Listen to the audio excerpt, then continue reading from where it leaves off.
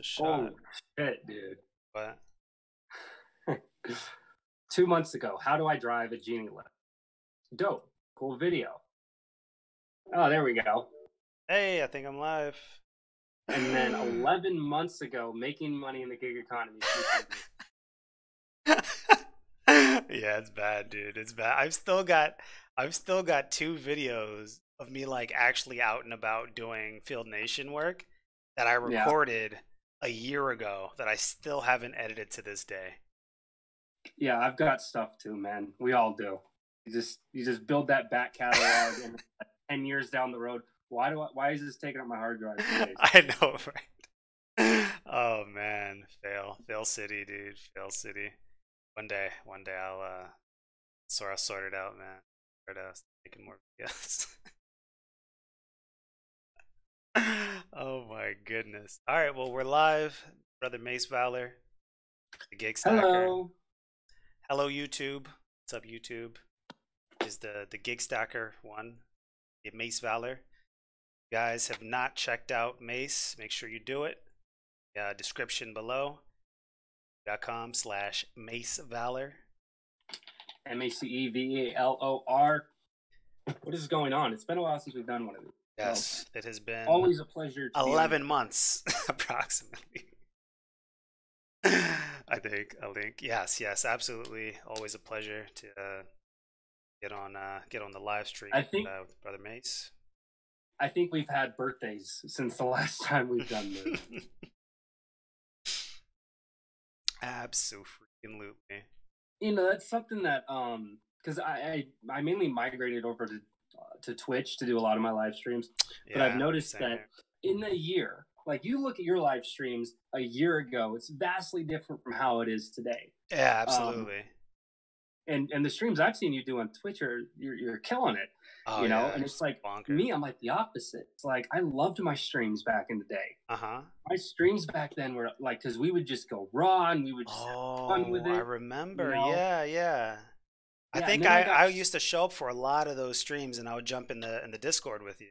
Yeah. Early and then ones, I got sucked into the whole Twitch political group, which was fun. Don't get me wrong, but then the whole premise of my show is to have fun, and everything was so super serious. Right. Speaking of which, we're going to be serious today. Very serious. Serious as a heart attack. Yes, indeed. So, gig economy wise, what has been going on with you? Yeah, so I feel like I should have the title of Gig Stacker revoked at this point, because I have not been stacking gigs. I have only been doing Field Nation and Field Nation only, in terms of actually doing gigs. I think I did like 3 months or 4 months of an apprenticeship at a software firm out here, which shall go unnamed. But yeah, I've pretty much just been doing Field Nation. Oh, you know what? I think I did do, was it Handy? I remember there was one you told me about, and I went and did it. I think it was Handy, and it was like complete trash. We'll touch on Handy a little later. It was garbage. It was so bad. It was so bad. But yeah, man, I've been doing Field Nation. I've linked up with a couple of techs out here, so there's like 4 techs that I've got their contact information. I've been shooting them. I've been giving them calls when I need some help on some jobs, and second tech needed. They've been giving me calls when they need help, and it's nice to network. That's definitely one of the things that I miss from the apprenticeship that I did at the company, like actually having coworkers. Because like this field, like being in the gig economy, it can be very, very lonesome. It's like if you enjoy working on your own, this is the perfect thing for you. I love working on my own, so I've kind of been doing the exact opposite. I've actually been naming people outside of my professional, like, hey, let's toss stuff back and forth. Now it's kind of only zoned down to one person, my buddy Duncan. Yeah, he's like the only person. I've worked with him on multiple jobs and all these things, and I trust him. On the flip side, there have been some people that in the past we've tossed work back and forth, and then they kind of showed their true colors, and I've Yeah. stepped back from that. But we'll touch on story times in a little bit. Um, once I get into more examples. But yeah, that is very true. Networking is a very critical part of the gig economy. A lot of people, when they think of what the gig economy is, they zone in on like the food delivery and the ride share. Right. And the vast majority of what's truly actually going on with the gig economy, it's like mostly it's any like of these millennial type app-based gigs. Like we're Mhm. talking the independent contractor stuff. So the gig economy is way more than just like the Yeah. service-based industry. Absolutely. So yeah, so networking it is like a critical function to become successful in it. You're not gonna like as an Uber driver, you're not gonna be like, I don't want to do this ride. I don't want to pick up this person. Let me text my boy Jermaine or whatever. Hey, you want to go pick Yeah. up this fucking guy, this guy down the road or whatever? No, it kind of comes per platform based upon the ecosystem of whichever platform you're utilizing. The These things can be very beneficial. So like with Yeah. Duncan, we pass stuff back and forth a lot, but the big thing is that we team up on the bigger projects, Right. and those are the Right. kind of things that kind of breed success for the both of us. But then going back to the thing about toxicity, there are some people that after a while you kind of see them using the gig economy in really shady ways What do that you kind of make the rest look bad. what do you mean by that? So, do you remember there was that big $1,000 IKEA job that I had before I went up to Washington? Oh, I remember that one. So that Yeah. guy, Yeah. he wanted to take half the pot, Uh-huh. uh, but he never showed up to the job Never because he showed had his up. never showed up. He Hold had on. his own Could other we just job pause going. for a second here? The guy had a job with Mace, all right? The guy was supposed to get half the money from the job. The brother never showed up for the job and was still trying to hit him up for half the money. Does that make sense to anybody here? Does that make sense to anybody? That doesn't make any sense to me. If I'm supposed to go do a job with somebody and I don't show up for the job and they do the job by themselves, I'm gonna hit them up like, sorry, I couldn't make it. You did the job by yourself. The whole thing is yours. We're even. We're square. That's that. I'm not going to hit him up and be like, yo, where's my money at? Who does that? Yeah, so Oh my God. I've done jobs with this guy before, but he doesn't use. So we utilize TaskRabbit. That's the Mm-hmm. big one, right? And so I utilize it my work, right? That's essentially my job, Yeah. right? It's TaskRabbit. Sometimes, very rarely, I'll take a client off platform. Mm-hmm. Yeah, we all have our different reasons for doing that, but I'll do the core job that I'm there to be doing, and then when that job is done, I'll be like, hey, if you want to hire me in the future, you can hire me off platform. Yeah. That's usually how I run with it, which is how TaskRabbit wants it to be done. Oh, These is that other guys, right?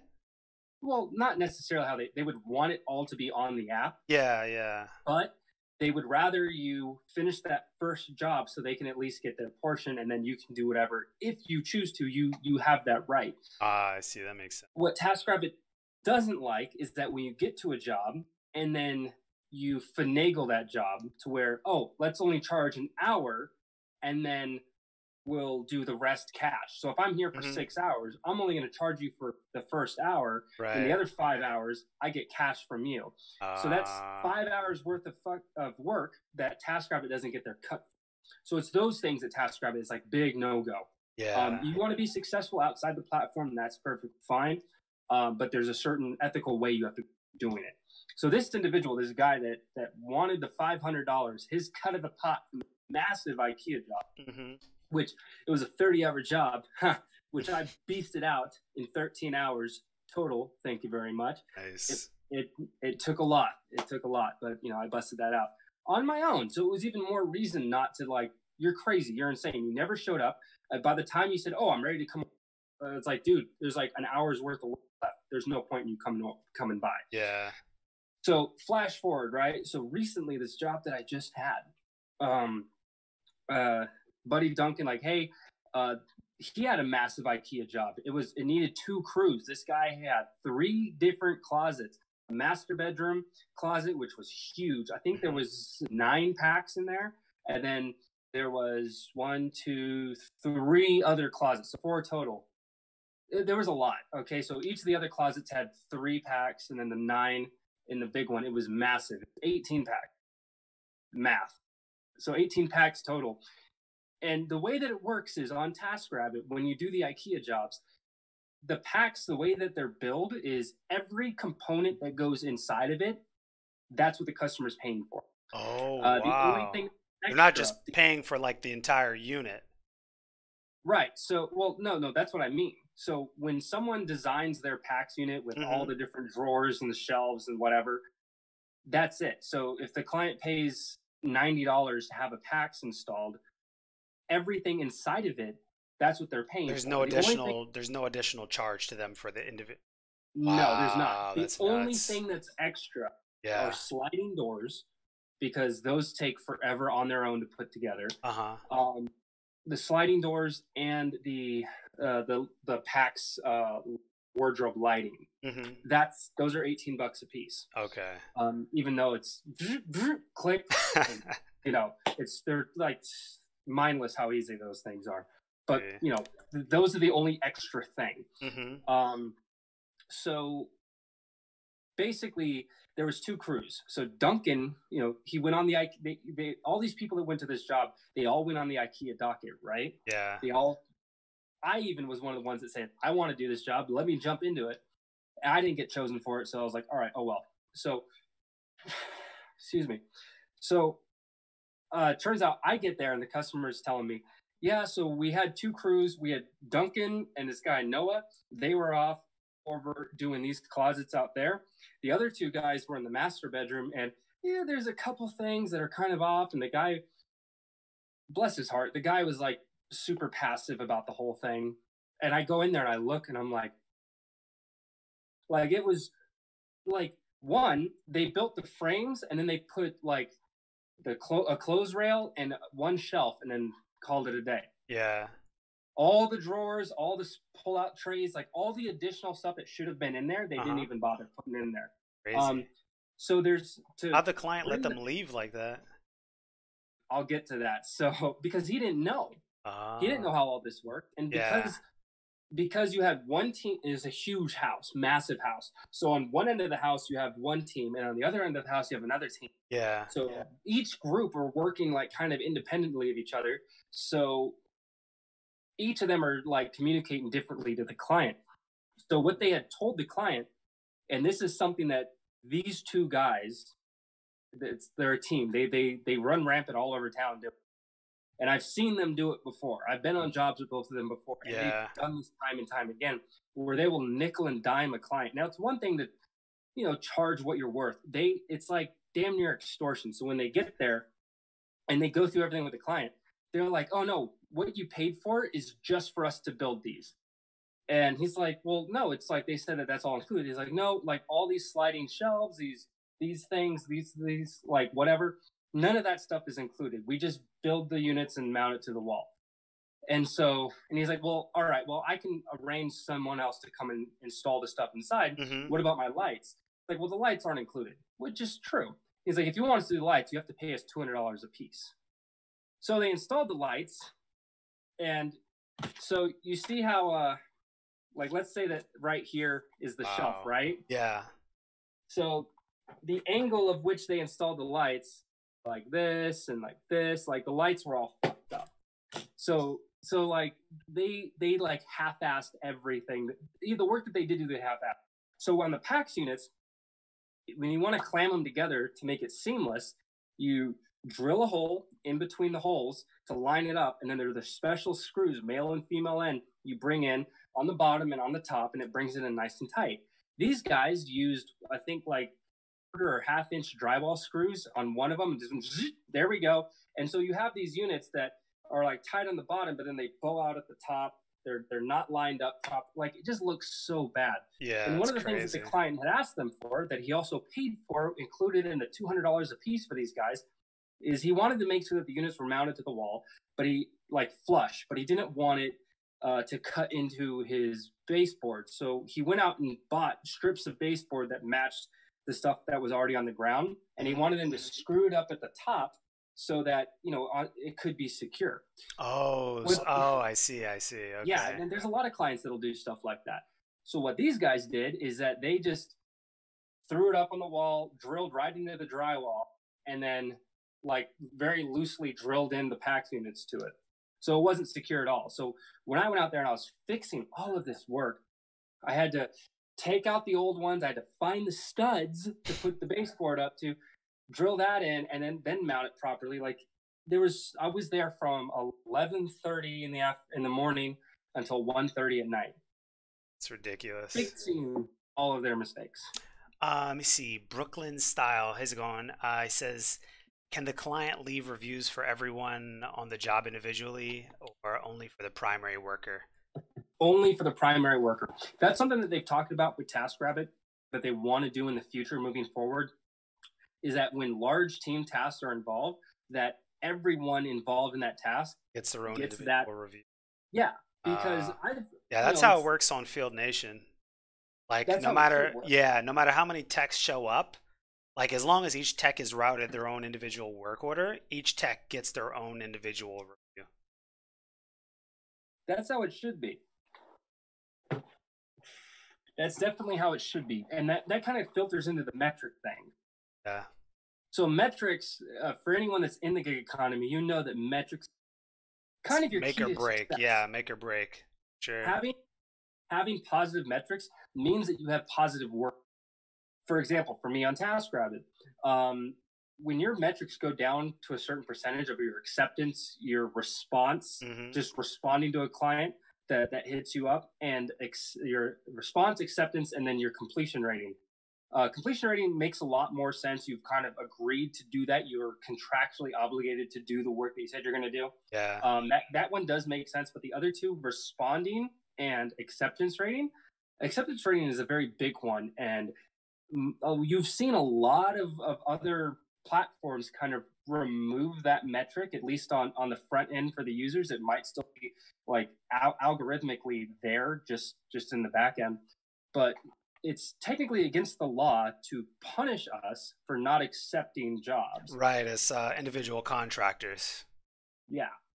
So that's kind of like a weird thing in the gig economy where some companies get it, some companies don't. And one of the things I've seen with TaskRabbit, as much as I love them, as much as I'll praise them, they're kind of like in this weird mindset of like, oh, well, we're going to use this old metric rating.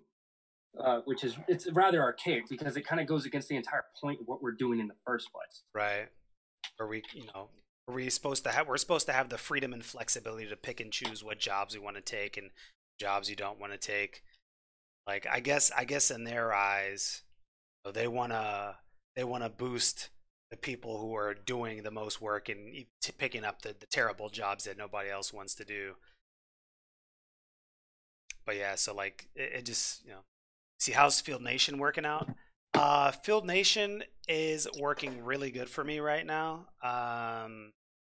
Like Mace was talking about with like getting good reviews and having good metrics. Like I have a lot of jobs under my belt, and I've got pretty much a 5-star rating. So for me, requesting jobs, a lot of the time I'm going to get the job, even if I'm like requesting like high rates. And something that I'm really happy about recently is one of the techs that I worked with and like linked up with and started doing some work with. He was teaching me some stuff, and it's kind of funny because he's only been doing it for a couple of months, whereas I've been doing this for like 3 years. But regardless, he's been teaching me some stuff to make it to make the jobs that I would normally ignore more worth my while. And so pretty much this is it. And like let's say there's a job. Let me see. Also, it is illegal for TaskRabbit to set your rates at a flat rate for individual contractors. I don't know. No. I don't believe so. Because Mace, you can negotiate that, right, on TaskRabbit? Like you can negotiate your rates. All right. So the way that it works is there are flat rate jobs, which are the big, large IKEA jobs. Yeah. those are flat rates. So based upon the items that we're going to be building, each item has its own designated dollar amount. But for me, most of my work comes hourly. So the cool thing about TaskRabbit is that there's a sliding scale how much you want to get paid per.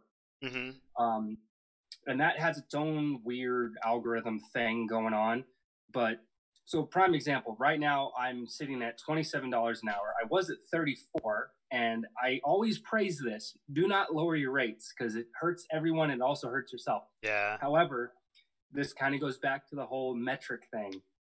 Because of my dollar amount being at $34 an hour, which was in the green zone for me because of all the experience that I have, and I have multiple tasks, multiple reviews, my profile showcases that, hey, I'm a very experienced person in this field. Right.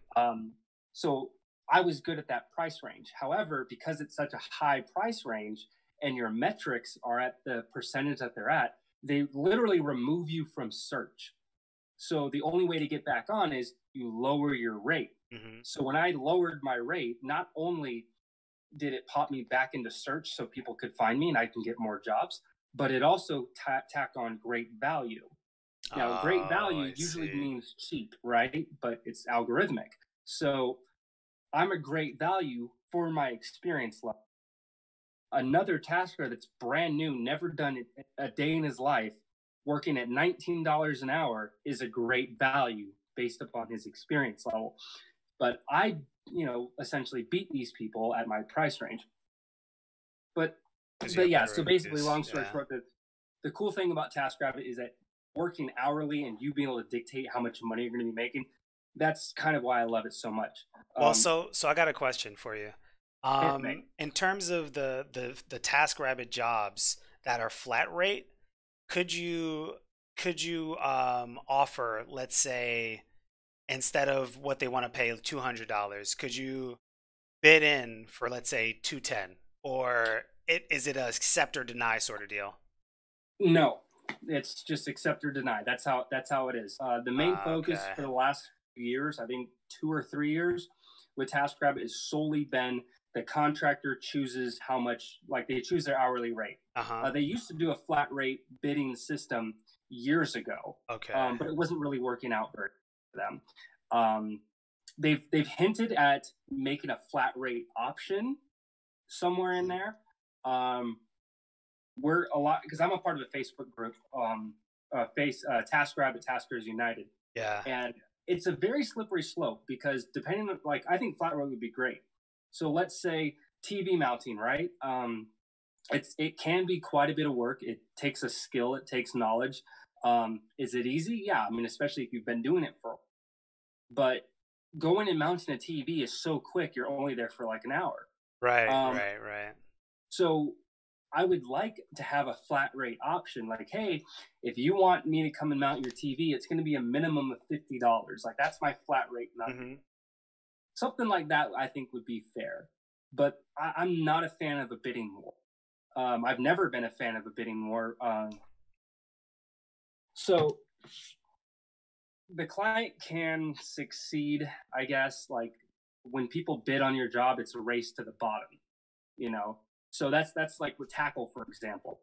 Tackle's a very, very bidding. They have that whole thing going on. It's flat rate and all that. But the problem that I had with Tackle was that you would get clients that would have all this massive work, but on the app, they would choose the lowest tier. So they choose a $45 tier when it should be like a $150 tier. Exactly. And that's so why, messed up. So hold on, Mace. So the one, oh, sorry. Let me just finish my my story about So the thing that the fellow technician had taught me about doing jobs that you normally would ignore is that a lot of these companies, and they put these work orders out for, like, let's say, like, stupid low pay, or like to do something stupid for just a short period of time. Bill them for travel, bill them for tolls, bill them for parking, like bill them for all this stuff that makes it worth your while without necessarily having to try to negotiate with them on the rate. So like let's say it's a job that's an hour away, right? So that's 2 hours travel, and they're only paying you $50.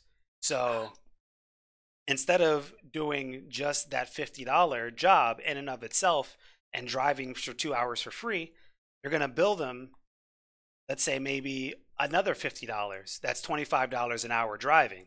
That's better than doing driving for Amazon Flex, you know? Oh yeah. Yeah. So or whatever your rate is. My brother, he doesn't do a job on Field Nation unless if they're paying 75 or more. 75 an hour or more, and he bills his travel at his time divided by 2. So for him that would be like $37 an hour for travel, um, which is damn good for driving, you know? And company, like if your work is good enough, like and you're doing like really complex IT work, companies are willing to pay for that sort of thing, you know? Um, and so that's something that I learned recently that's made my experience in Field Nation much better so that I don't feel like I'm being taken advantage of doing these like small jobs, I guess. Well, that's a big issue I've seen is I've tried to make some sort of sense out of what types of clients are actually willing to pay for good quality work. Yeah. And there's no mathematics to it. It's like random essentially. But one of the ways that I kind of pinpointed myself in a better direction was by raising my rates. Hmm.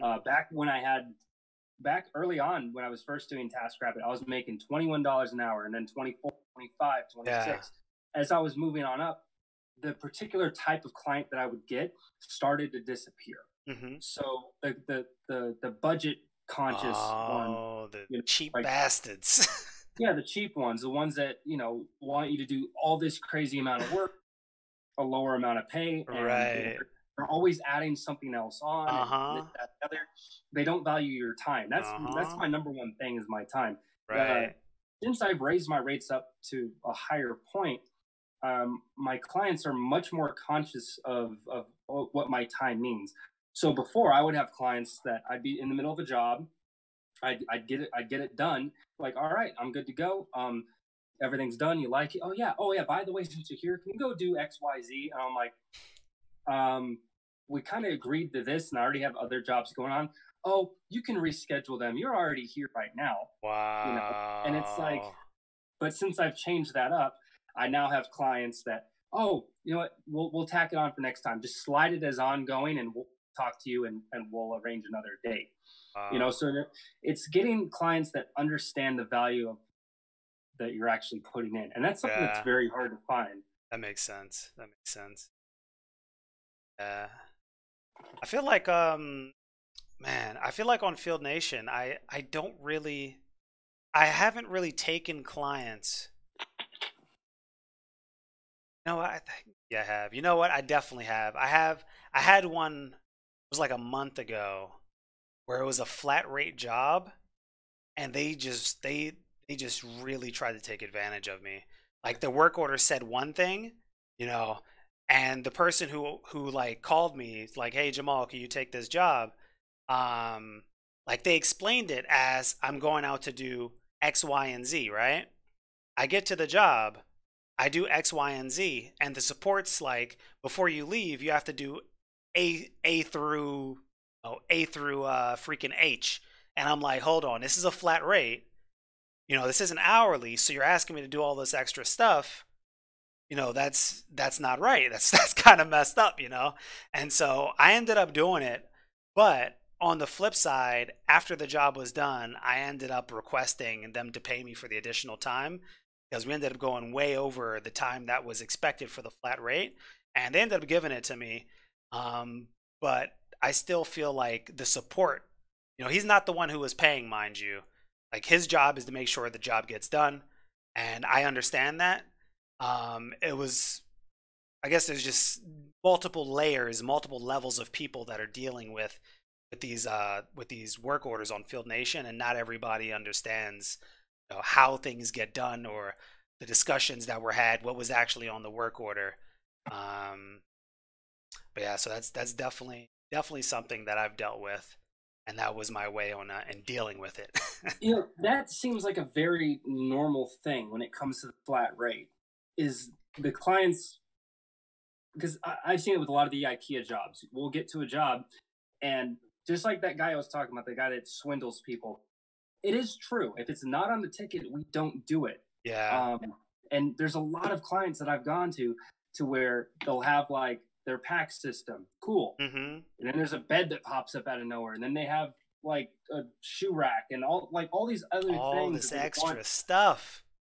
It's like, why didn't you just add that to the order? Oh, because you're trying to save money and you want to scam me out of my labor. Okay, that's cool. Thank you. I appreciate it. Well, what I tell them is, well, it's not on my side. Is it okay if I see your order? I don't know where it's at. Because then they say, oh, we already paid for it. It's like, oh, can I see the receipt? Oh, we don't know where it's at. It's okay. You know what? Let me call support quick. Oh, don't worry about it. Don't worry about it. Yeah, exactly. Yeah, then they always back. Because they know they're trying to get over, man. Oh, they're trying to get over. Like the lucky thing for me is that I don't have to deal with that often on Field Nation. Like the large majority of my jobs are hourly, and it's like it's a good hourly pay too. Like pretty much my base is 45 an hour.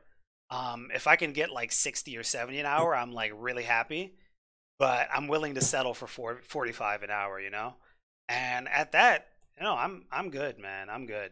I'm more than good. Let me see. Oh, sorry, Mace. I got a question. We got questions. We got a question from Brooklyn Style. Question/statement. It's hard to get gigs on Field Nation as a newbie. Absolutely, that is correct. It is very difficult to get jobs as a newbie on Field Nation. A couple of suggestions, and I've done this on a video before, but I'll go through them again right now. Make sure that you have your drug test done, for one. Number 2, get your background check done. Number 3, have a professional picture, either like a professional headshot. If you can't afford that, have a friend help you out. Put on something that makes it look like you're professional, but you're not going to an interview. You want it to look like you're somebody who can do physical labor, but still look good while you're doing it, if that makes any sense. So that means like a polo, some nice shoes, not tennis shoes, and like some slacks or something. Maybe like a white tee underneath of it, just solid.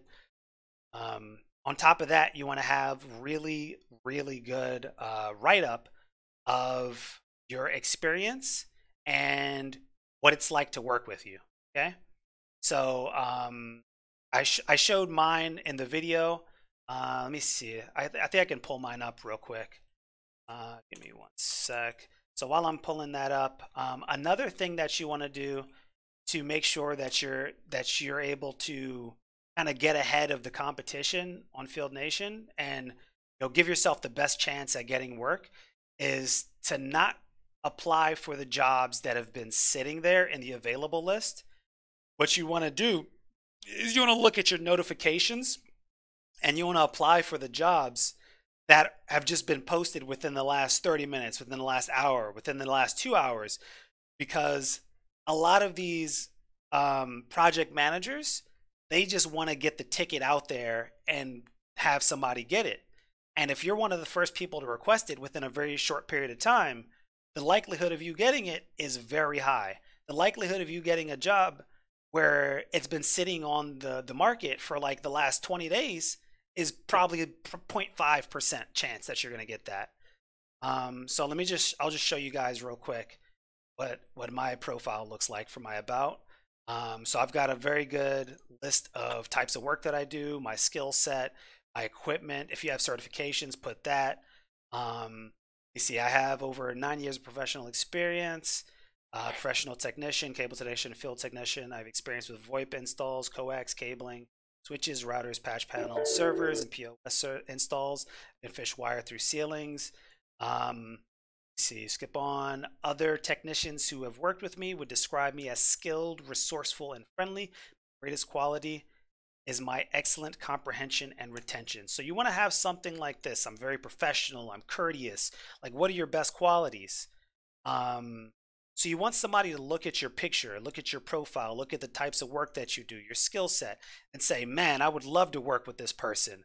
have your drug test done, have your background check done. Like these are all very important things. And then in terms of what I was saying before about the looking, so let me just show you guys real quick here. So if I click on work, right, I can see available work. So this thing, it's a little slow, but you know, we do what we must. Okay. All right. So here I can see a list of available work. I'm not going to apply to any of these. Okay. Because I know that my chances of getting these jobs are very, very slim because they've probably been sitting here for like forever. What I'm going to do instead is I'm going to click on this little button right here, and it's going to show me my notifications. I see here there was a job published 4 hours ago, 4 hours ago, 5 hours ago. Okay. If I'm applying to these ones, my chances of getting these are pretty high. It's not a 100% chance that I'm going to get it, but they're much higher than applying to the jobs that are available. So if you do all of those things, I can't guarantee that you're going to get some work, but I can guarantee that your chances are going to be better. All right, and that's my Field Nation rant. No, I want to pick up on that. You're right. A profile speaks 1,000 words. Yes. Or a million words. Here's the thing. One of the big reasons why I've been able to be as successful as I am on I'm gonna stand for a while. I'm sick of sitting on TaskRabbit is because look, I'm not no spring chicken. Okay, yeah. I like to think I'm easy on the eyes. So the fact that I have a professional, good-looking, friendly, inviting profile picture, it definitely helps be that inviting face because you're going into someone's home. Yeah. Right. So outside the like Gig Sacker here, or Chief Babatunde, he does a lot of working with other companies. So yeah, professionalism is key. But when you're talking about something like handy soft skills, when you're talking about something like where you're walking into someone's home, that means a lot to be that inviting, friendly face. Absolutely. And you want to throw a little bit of a personality into like professionalism is key. Like I do this all the time. I'll go through my competition. It's not bad to see other people's profile in your area. You want to see what you're up against, right? So I like to go through and I see people like they'll list out their jobs and like, oh, if it has instructions, I can figure out how to put it together. How does that tell me that you're a professional person at being able to put together furniture? Like plumbing, like if I can't figure it out, I'll have my phone ready to YouTube it. It's like, do you want some guy tutorial underneath your sink and you're charging him Hold on, hourly? Can we stop right there for a second? Okay. Yeah. So the fact that they have that in there, it speaks volumes, right? So it means that they're resourceful, but they're not smart enough to word it in a way that it looks good to a potential client. Okay. Exactly. It's great to be resourceful. There's nothing wrong with being able to YouTube something. That's a great asset to have, to be able to Google something and figure it out, to be able to look at instructions and figure it out. That's not a proper way to word it. What's a better way to word it? I can learn anything. I'm a quick learner. I'm very intelligent. I have no problem picking up new skills, That's how you word something like that. Exactly. Not, I don't know how to do it and I'll Google it. You know what I'm saying? It's like prime example. So before I did the whole gig economy, I was in HVAC. I went to school for it. I'm professionally trained in HVAC. I have field experience, all that jazz. There would be times I'd go to a client's house and I'd work on a unit that's like 20, 30 years old. I haven't seen that before. So obviously, yeah, there are going to be some things that you're going to have to pick up. You're going to have to, tutorial stuff on YouTube. And there's no problem with that at all. Yeah. No matter like what your level of professionalism is, there's always more room to grow. Absolutely. I got people in my chat too. No, photo. No, I am not. I'm on YouTube. But are you on YouTube too, Gig? Oh, I'm only on YouTube. I'm not on Twitch. So yeah, I'm doing a dual thing with I didn't know you were streaming as well. Oh yeah, it's nothing crazy. So, there's a few people that watch the stream, so I figured, hey, let them watch.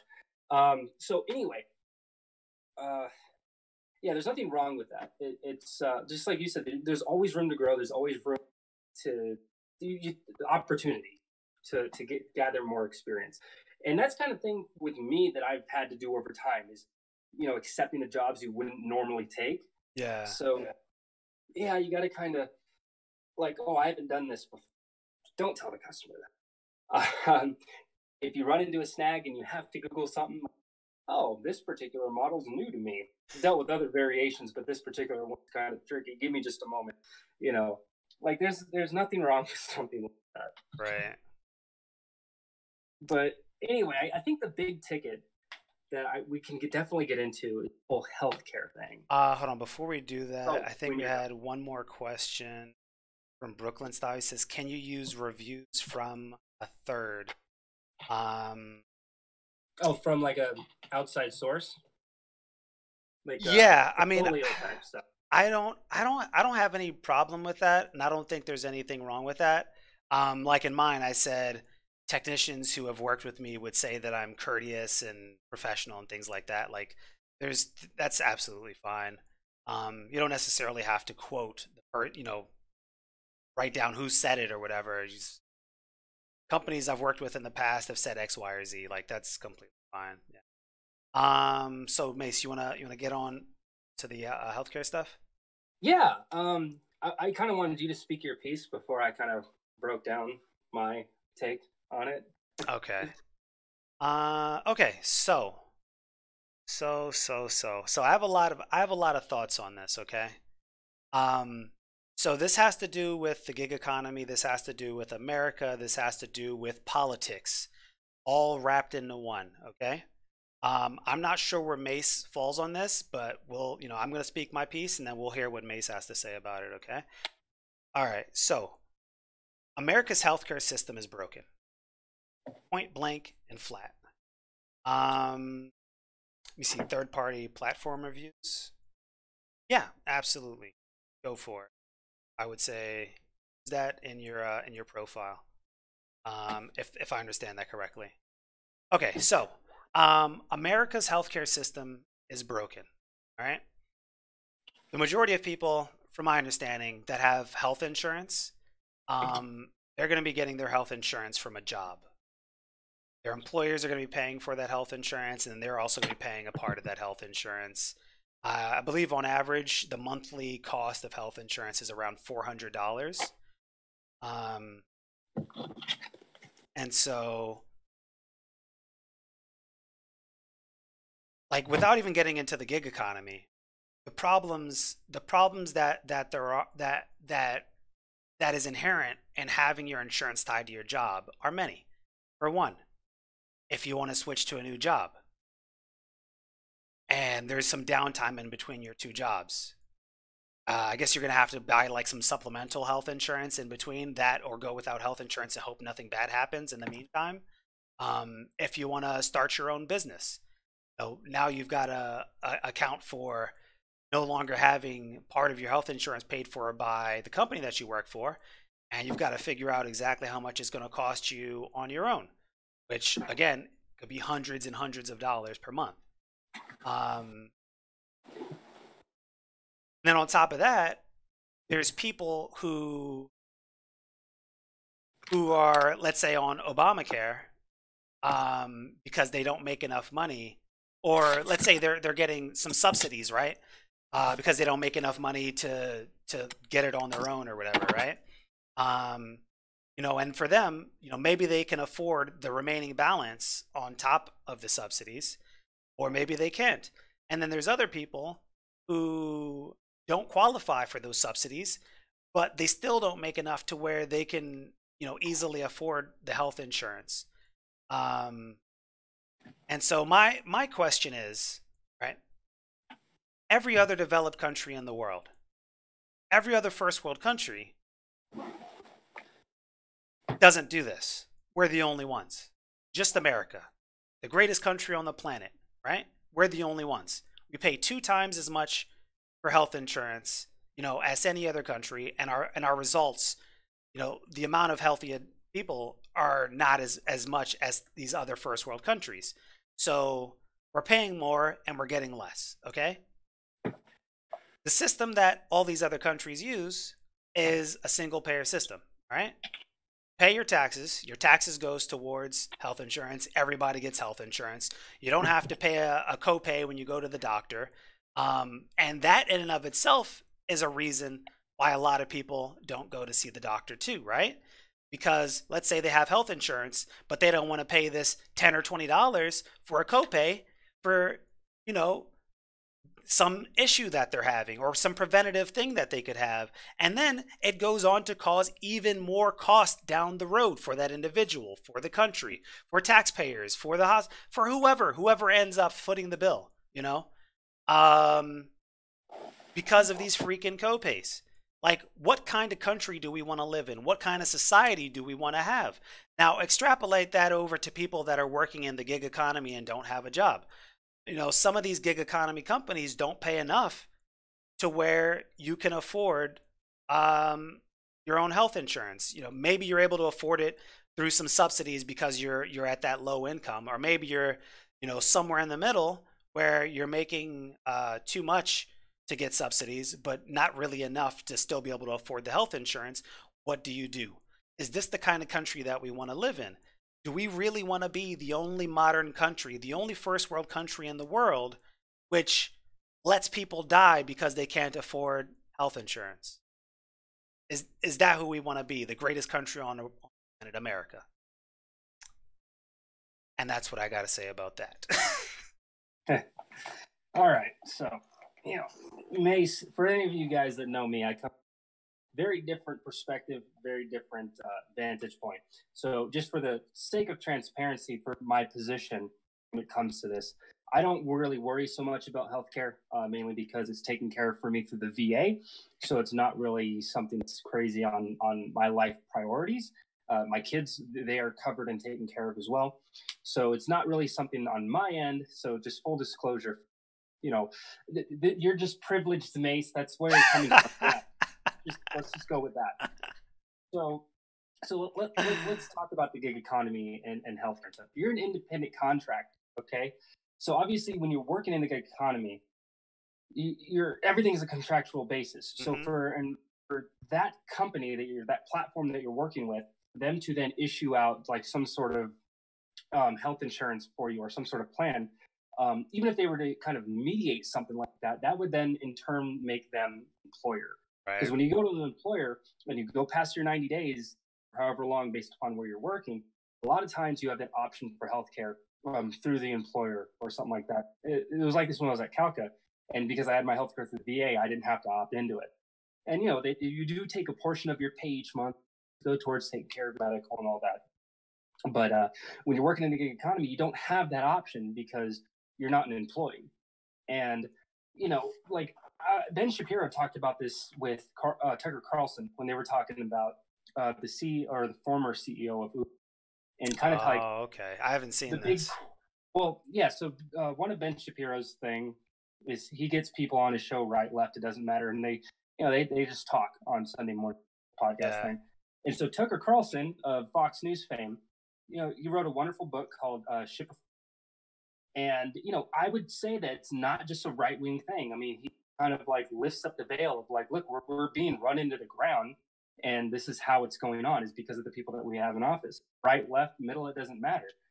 So, and one of the things he talked about with Uber was the main crux with Uber is their whole ethos and their ecosystem is designed to not benefit the people that are actually making the company successful. Right. So when you go on your app in Uber, I mean, there's a lot of times you'll get notifications about, be friendly to the environment or that and the other, like all this crazy fluff stuff.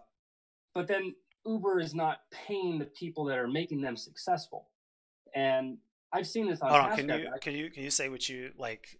You like expand on that statement? They're not paying the people that are making them successful. All right. So when Uber first started, drivers loved it because they were making a killing. Mm-hmm. Because Uber, their cut that they were taking wasn't as drastic today.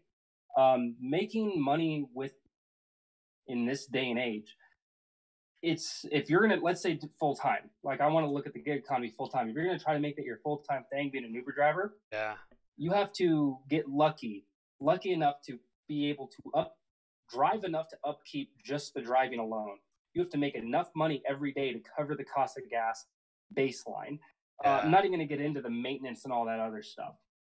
And then when you want to talk about being successful is once you've met the cutoff, or well, like I've done all these rides, I've made enough money to cover the cost of the gas for these rides. Now, where's my upper threshold going to be? Where am I going to be to actually make money to where I can put some aside? That's my success. Right. Your success, when speaking monetarily, comes from the money that's total profit at the end of all labor. So the problem with Uber is that over the years, especially since they've been trying to go public, have they gone public? They did. Yet? They just recently. They did? Yeah. On the road to going public, they have investors they need to appease, right? Because they have this crazy, outlandish,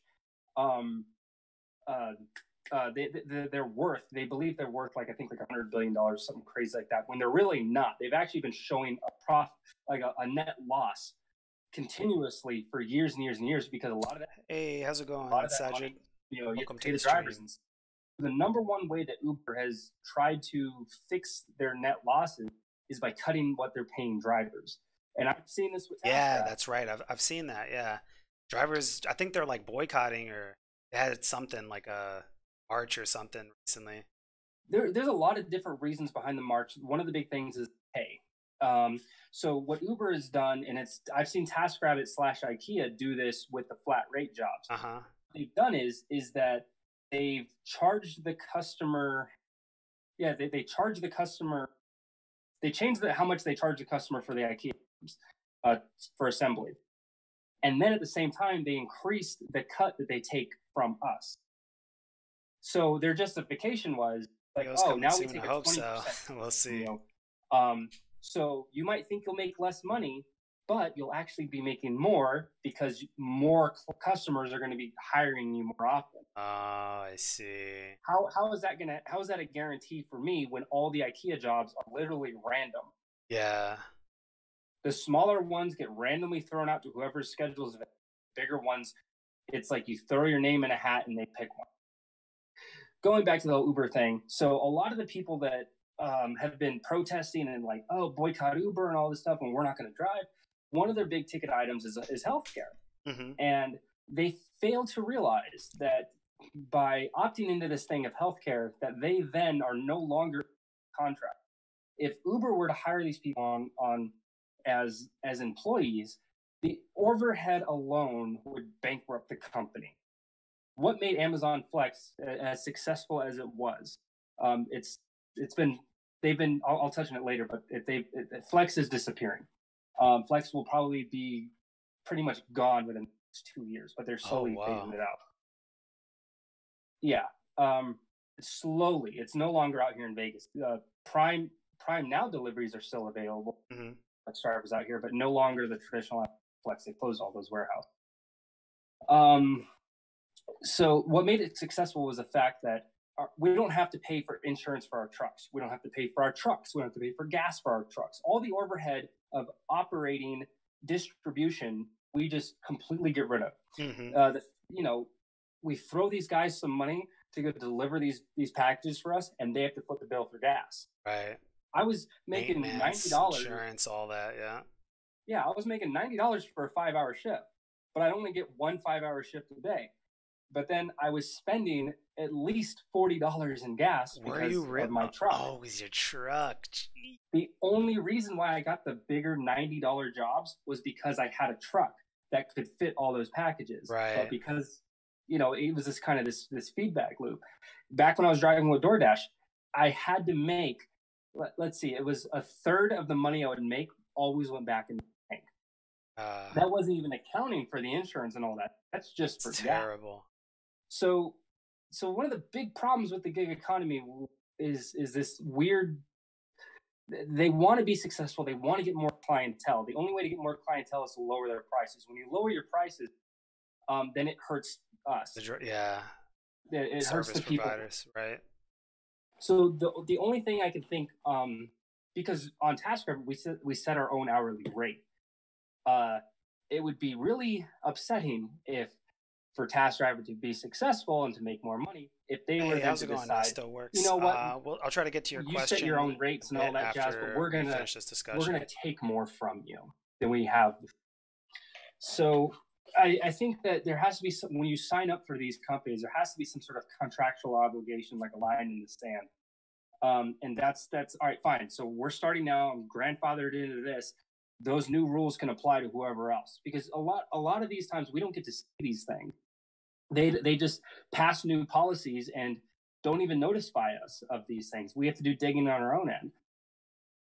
You're talking about the companies themselves, not the government. No, yeah, the companies. Yeah, Okay. I mean, the government has their own weird way of doing that stuff too, where they pigeonhole different policies, regulations, and bills into much larger bills. Yeah.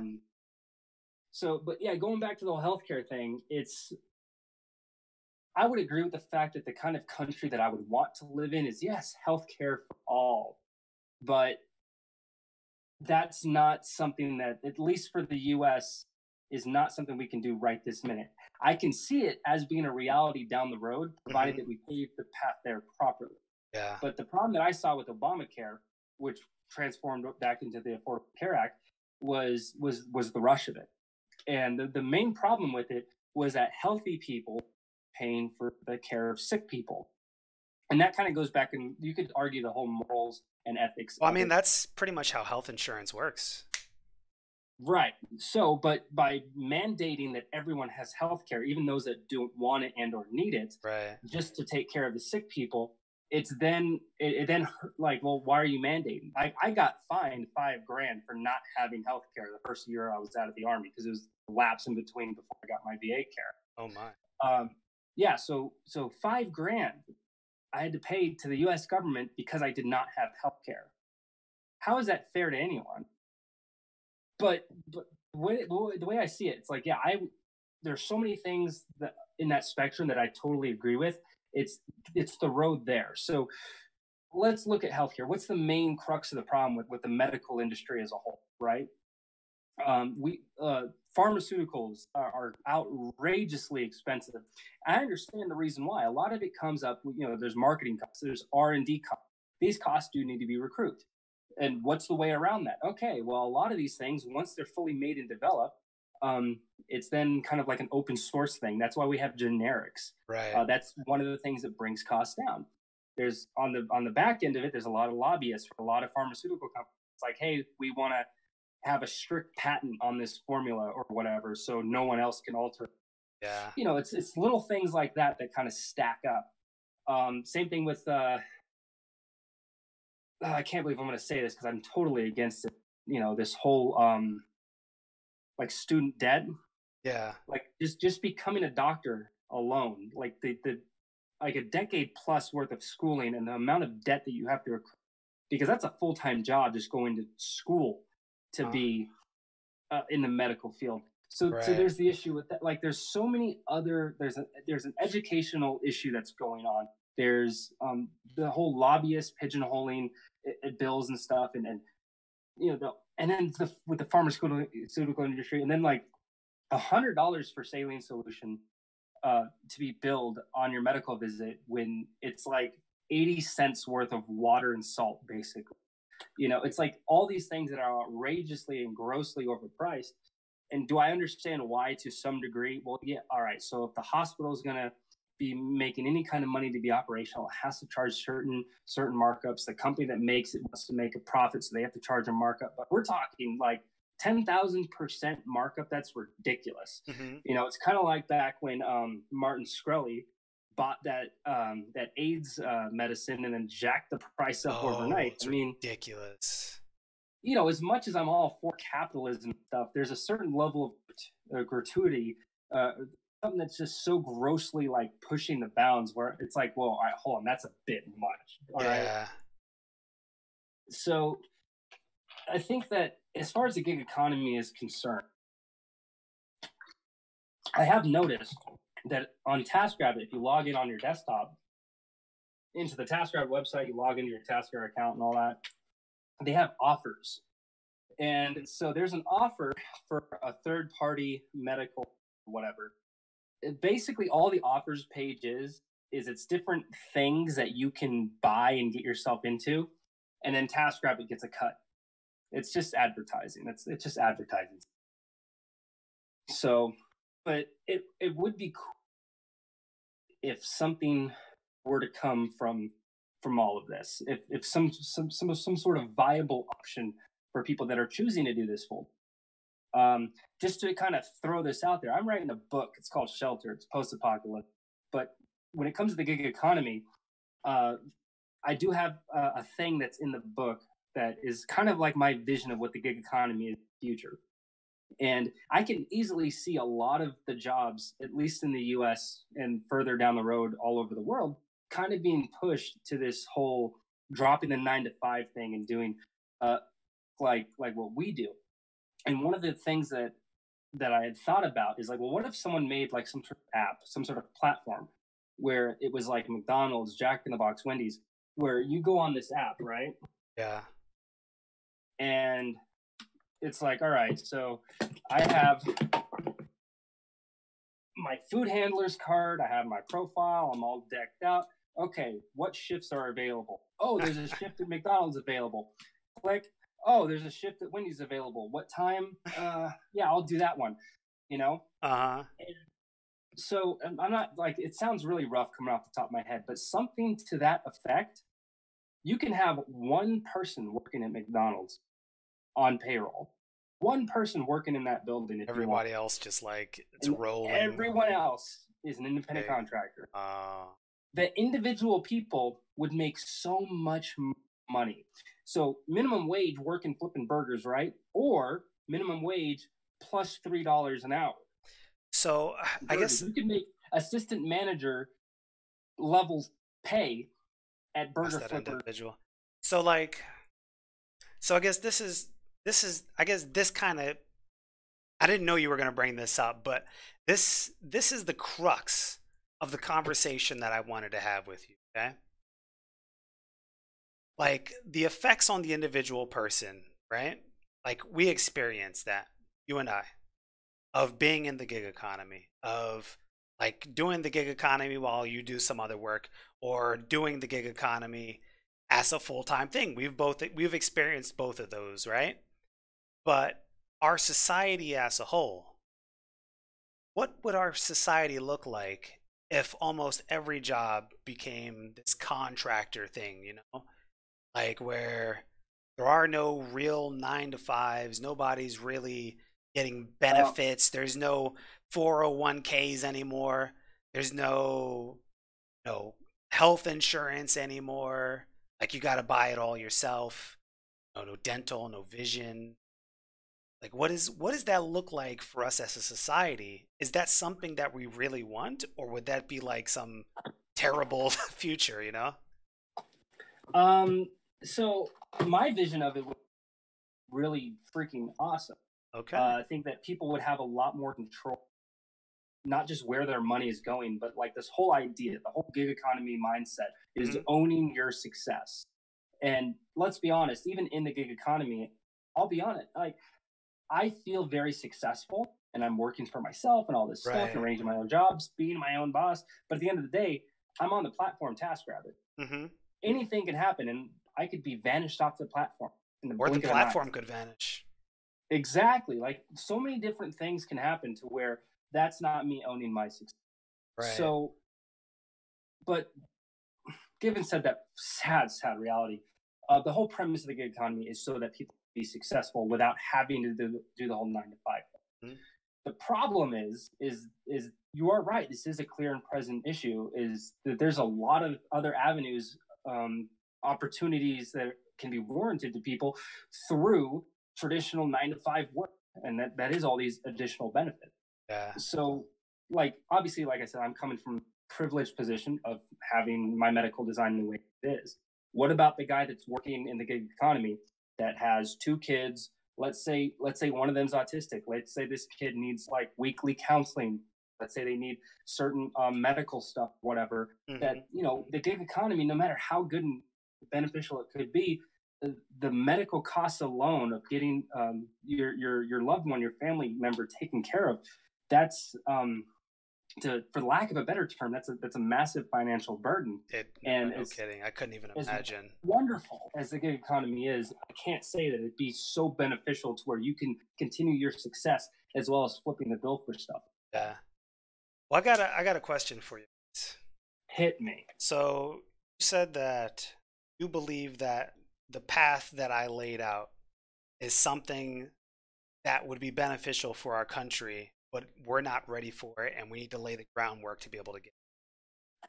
Right. So what is that groundwork? So when I think of like universal healthcare, right? Yeah. I think the notion of it, I think it's awesome. I think it's amazing. Like, oh, that's one less thing for everyone to worry about. VA for everybody, not just for Mace. You know, so I think it'd be a great thing for everyone. Now there are some things that go along with that. Like, would our taxes increase? Absolutely. Someone has for to sure. Flip the bill. Yeah, the taxes are definitely going to go up. Someone has to flip the bill somewhere. So I mean, so let me see. So the average monthly health insurance, $440 per month, while a family plan is an average of $1,168 per month. And then on top of that, you got the what is the other costs? Every time you see your doctor, you're paying like $20 for a copay. So that adds up. Yeah. So we take that, right? We turn that into taxes. There we go. Or I don't know, who's to say it wouldn't even be less than that. I haven't really looked at the studies. I'm just looking at the numbers on the average cost of health insurance right now. Yeah, so the way I could see it working in the future is if we were to do something, we would all have to kind of be on board. And I'm not just saying people. I mean every department that kind of funnels back into that. So I'm saying when it comes to the educational issues that we have on that path there, those roadblocks, those issues, the government pigeonholing and lobbying and all that stuff, those things kind of need to be rectified. All right, this whole stance against, hey, if a medicine is found to be working, then we shouldn't allow, it'd be immoral of us to put harsh patents on that so that a generic version of it could be made.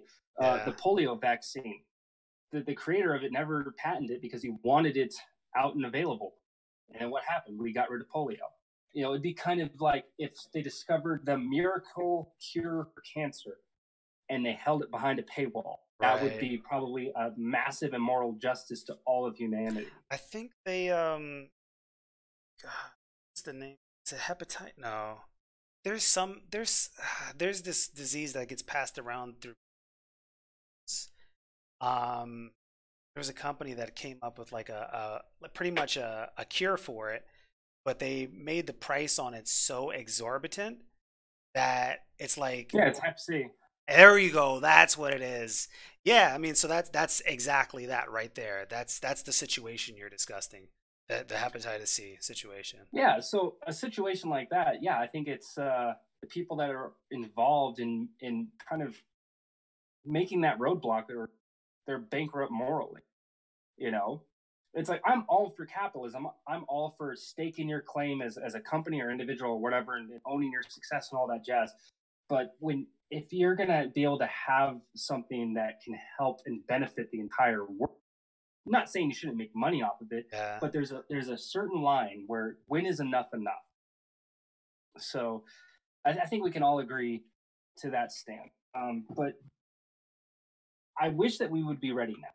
But the example that we had before was to kind of push it out now, and how are we going to pay for it? Well, let's just have the wealthy pay for it. Let's have people that can afford to pay for it. Oh, wait, you can't afford healthcare? Okay, we're going to fine you for not having healthcare because you couldn't have. You know, that was my situation. Just got out of the Army. Didn't have a job. Like, all these different factors. I can't afford care. Yeah. So I got fined for not having it. So it's just one of those things where it just doesn't make sense at the end of it. I guess I think it's more so unfair, you know? Yeah, so I guess I was still trying to get out of you, like, what is the path for? Like, what would need to happen before that's something that we can have in this? That's what I said.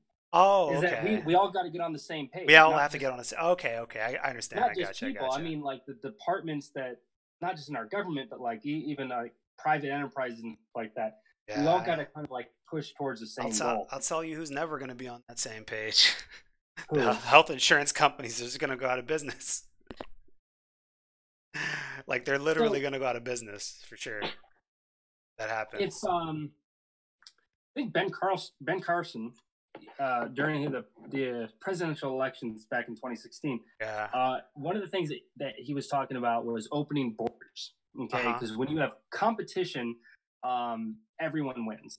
It forces companies to be more competitive with each other, Hmm. and at the end of the day, the person wins. And when I say open the borders, I mean like wide scale, not just with medical. Prime, like for example, I live in Nevada, Yeah. so I'm stuck with statewide Nevada rates for my car insurance. It's $220 a month for my insurance, Hmm. and that's bare minimum. Out in California, I was paying $40 a month. Oh wow, that's a big difference. So, and it's all based on weird regulations and stuff. So, for example, in Nevada, the way that they calculate your insurance rate, half of it is your driving history, the other half is your credit score. If you have a bad credit score, they literally charge you more. Insurance? That doesn't make any sense. I, it's bizarre, but that's what I because I was talking when I was switched over from Geico to AAA. I was like, I don't know why it's so expensive. I was paying way less in California, and Yeah. it's like, well, you live in Nevada. Nevada, they go off of your credit score, Wow, it's nuts. which makes no sense. You would think that someone that has a bad credit score probably can't afford, just like thinking of it just on paper, Yeah, you know. yeah. Ah, man, that sucks. Let me see. Got another question. What's gonna happen next recession? Oh, let me see. We had another. Our guys in the IT field are familiar with it. I'm in IT. Mace, he's got his HVAC, and he's working in like pretty much handyman, furniture assembly, that sort of thing with TaskRabbit at the moment. That's his main thing. I'm working IT with Foundation. What's going to happen in the next recession? What apps are going to survive? I feel like in recessions, things that like dollar stores, thrift stores, they kind of boom, you know? Um, and then on top of that, like these gig things, like let's say Uber, where your ride costs less than taking a taxi. Um, I feel like that's still gonna do well. Lyft, where your ride costs less and is more personable than taking a taxi, that's still gonna do well. Um, Maybe TaskRabbit might take a hit during a recession. There's gonna be like less money flowing around to pay for the services of having people assemble stuff. There's gonna be less people buying stuff that need to be assembled. People are gonna be out of work and things Well, of that nature. certain categories, yeah, certain categories will take a hit. Other Yeah. ones will boom. For example, I've done a lot of moving jobs that are for people that got evicted from their apartment or their house, and they like, Oh. oh, I need someone out here. I have to move all my stuff out in the next 48 hours. So, in the event of a recession or something, like, yeah, I may not be building a bunch of IKEA furniture, but I Yeah. probably will be moving a lot of people's stuff from their houses into storage. Uh, like, well, different things like that. Uh So, huh. certain things are evergreen. Okay, Yeah. so I get home repair stuff, like, oh, someone's light switch doesn't work, or this, that, and the other.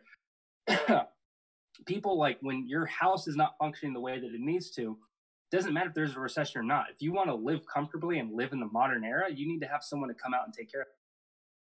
So certain things are evergreen to the fact of they're not recession proof, but they're kind of needs that we have on live in the modern society. Yeah. So like for example, like with a lot of the Field Nation stuff, these companies, like, yeah, they're going to get hit, but They're they need still to going to keep need to get operating. the work done. Exactly. If the register goes down, they still need somebody to come out and fix it. They're not just going to leave it down because that's going to be even more of a cost for them. If every day that their register is down, that's money coming out of their pocket versus the one fixed cost of just having somebody come out and fix it. They're going to need to do that, you know? That explains Walmart and Target registers are always down. Is that right? No idea. I've never experienced that before. Let me just sidetrack this real quick since I brought it up. I would rather have half of the registers be replaced with the you scan your own stuff and go.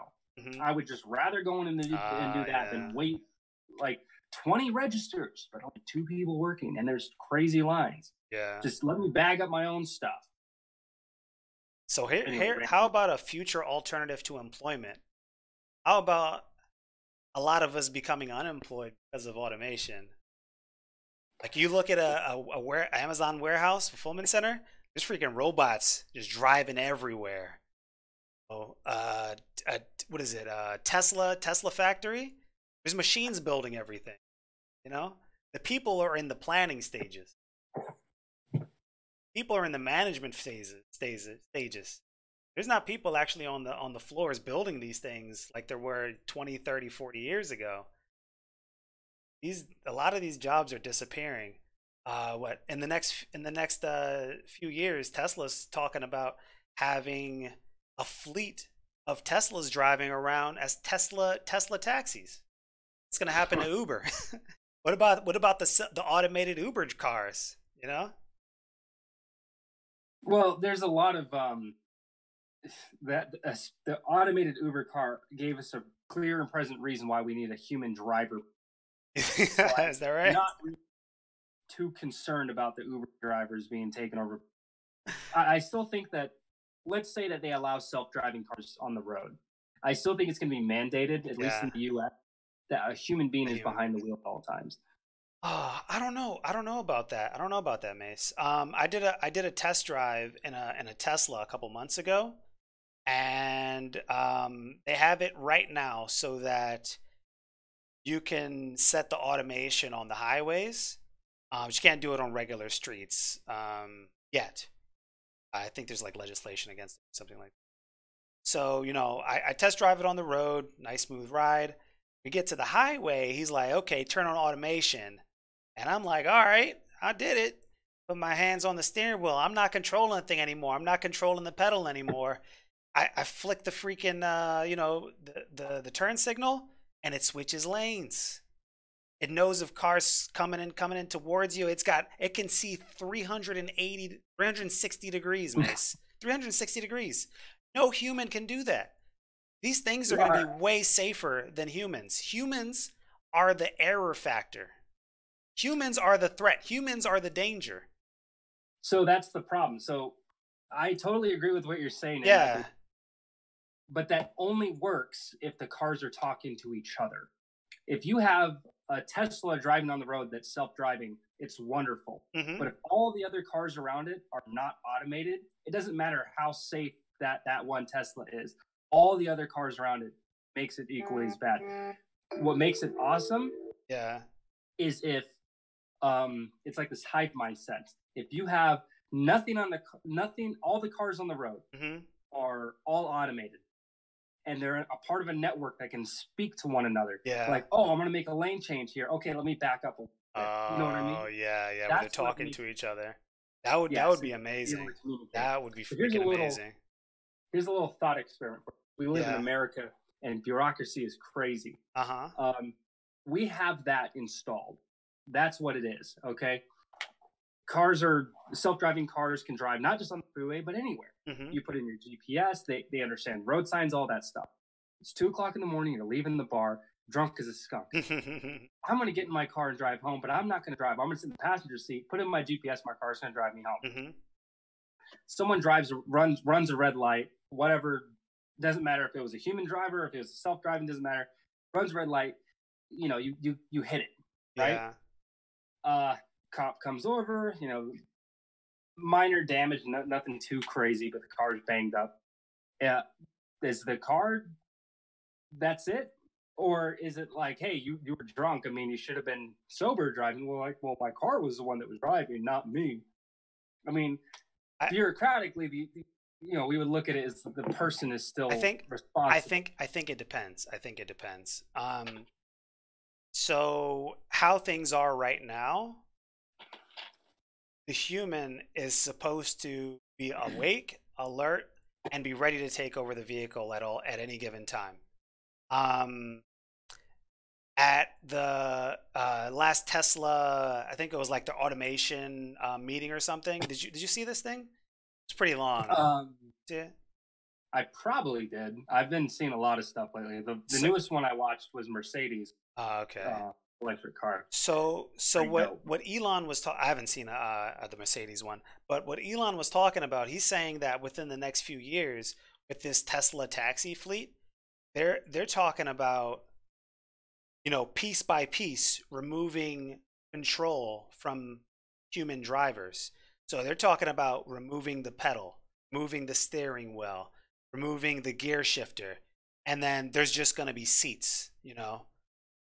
Not really any way to interact with the thing except for through the dashboard and telling it where you want to go.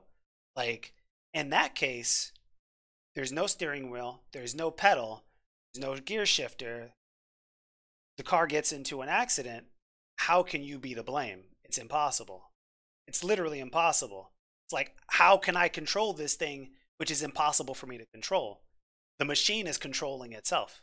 So insurance is going to have to take over in that case. Like some minority report shit. They don't even control the car. You don't control the car. Yeah. He's talking about doing this within the next 2 years. That's 2021. Well, the bureaucracy of the U.S. government is going to. Yeah. It'll happen. I'm very confident that it will happen. And, as much as I love the person that I voted for, I do kind of wish that he kind of get on board with certain things that are advancing with technology. But the thing is, like, technology always moves faster than bureaucracy. Like, technology just paves forward. It doesn't wait. But bureaucracy, they got to talk about it, think about it. Let's do some studies. And there's good in that to make sure that everything's safe. But then you get the special interests that come along. They're like, slide you a couple of donation dollars, make sure that doesn't come to see the light, brother. And that's when we get some problems. So let me see. Nesto says, y'all didn't see Elon Joe Rogan podcast. He said at some point the human is going to be the dangerous part of driving. I mean, humans are dangerous right now. Like, every single accident that an automated Tesla has been in has been because somebody was driving the car. Somebody else, a human, was driving the other car and made an error. Like May said, if every car was automated, there was one that wasn't. There was a guy that drove directly into a truck because it was the same color as the sky, so the computer couldn't tell the difference. It couldn't tell. Okay, all right. So that I never heard of. Yeah, that was the first fatality. Okay. Wow, that's crazy. But it's gotten better since then. They have like depth sensors now. Okay. Yeah, I mean, and the thing is this. You got to crack a few eggs. Yeah, so the thing is this as well, right? On all of their cars that are currently on the road that are doing automated driving, they've got machine learning that's learning from every single one of them. This thing is exponentially getting better and better. It's not linearly getting better and better. It's exponentially getting better and better because there's more cars getting on the road.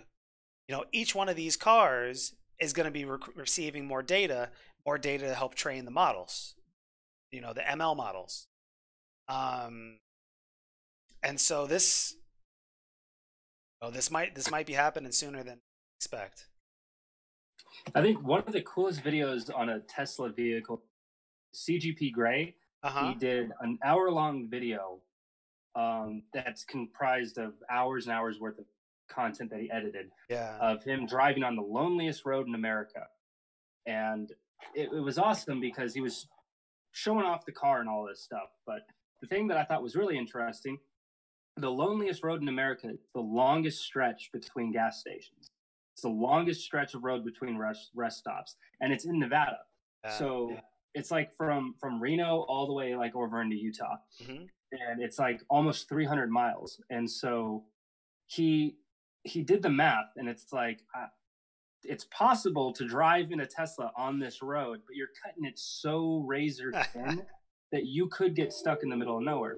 Wow. So what he found was, with a little bit of research, is the charger for the Tesla, the car to charge it up, there's an adapter for it for RV parks. So he found an RV park on that route, and it took him 8 hours. It was like 12 hours or something to charge it up. Yeah. Because it's, not the same voltage and wattage going. Anyway, but that's cool. the point that we're even.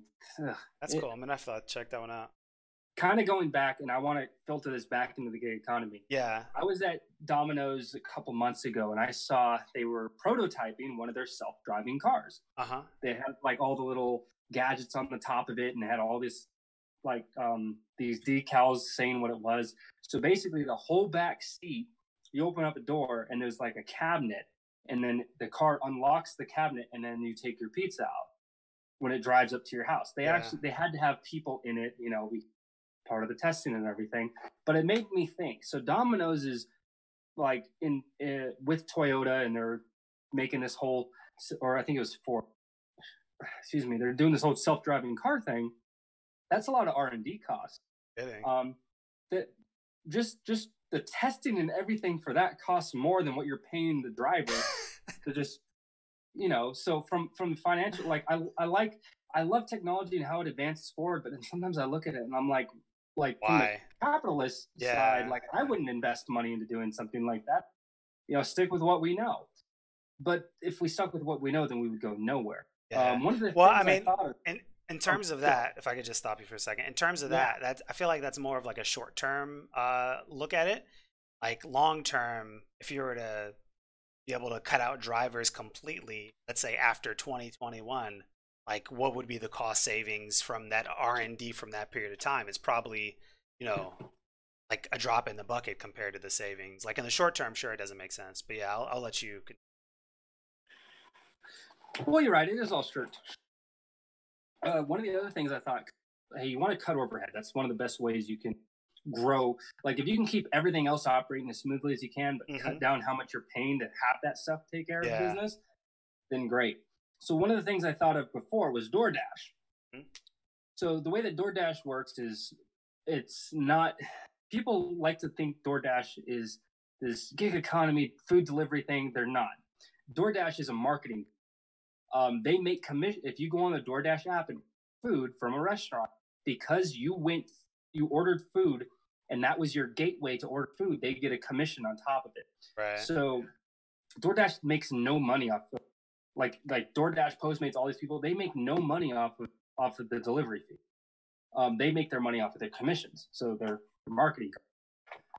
So that's kind of why I thought that this was a stupid idea once I figured that out. But my idea was like, why can't the pizza delivery Sajid, do DoorDash and Postmates and stuff like that? I do IT. Well, the reason why is exactly like what I just said. Is it wouldn't be beneficial for them, because they would not only be having to keep their fingers crossed that this driver would come pick it up and deliver it perfectly on time every single time, their branding, but at the same time they would have to pay commissions on any orders that came in sites.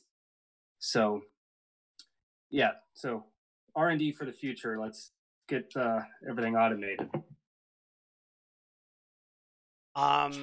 So this doesn't have as much to do with gig economy, but I do enjoy talking politics with you. So in terms of us agreeing that automation is the way forward, how do you feel about Andrew Yang's proposal of $1,000 a month for every adult over the age of 18? Oh, what is that called? The freedom dividend. Universal basic income. Well, yeah, he calls it the freedom dividend, but yeah, it's universal basic income. To help deal with automation. I think his big thing is like, a lot of people in the Midwest, middle-aged white men pretty much, they make their living as truck drivers, and they make a good living at that. And automated trucks are coming, and they're coming very soon.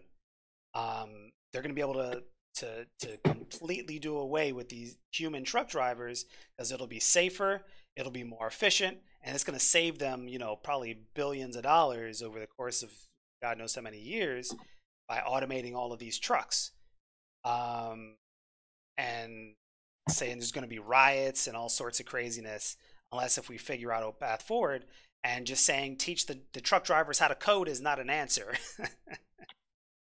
Okay, so universal basic income, freedom, freedom dividend, yeah. All right, so you said $1,000. Yeah. $1,000 in Mobile, Alabama, and $1,000 in New York City are two completely different dollar amounts. $1,000 in Mobile, Alabama, you could live a pretty ritzy life, okay, comfortable. Yeah. New York City, you broke. Broke. Broke is a joke.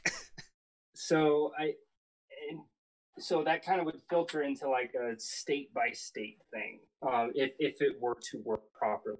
Well, I don't think the idea of it is to be able to allow people to live comfortably or even to live where they're living at all. The idea is it gives people a little bit of a buffer, like a little bit of flexibility to be able to transition into maybe entrepreneurship, a new job, some different training, back to school, whatever, you know. Okay. So all right, let's just for sake of brevity, let's say it's $1,000, right? Yeah. As this buffer. Where does this buffer come from? Taxes, correct? I think he was saying it would be a VAT tax, where it's able to actually capture some of the wealth generated by, you know, the Amazons and the Googles who are oftentimes paying zero in taxes.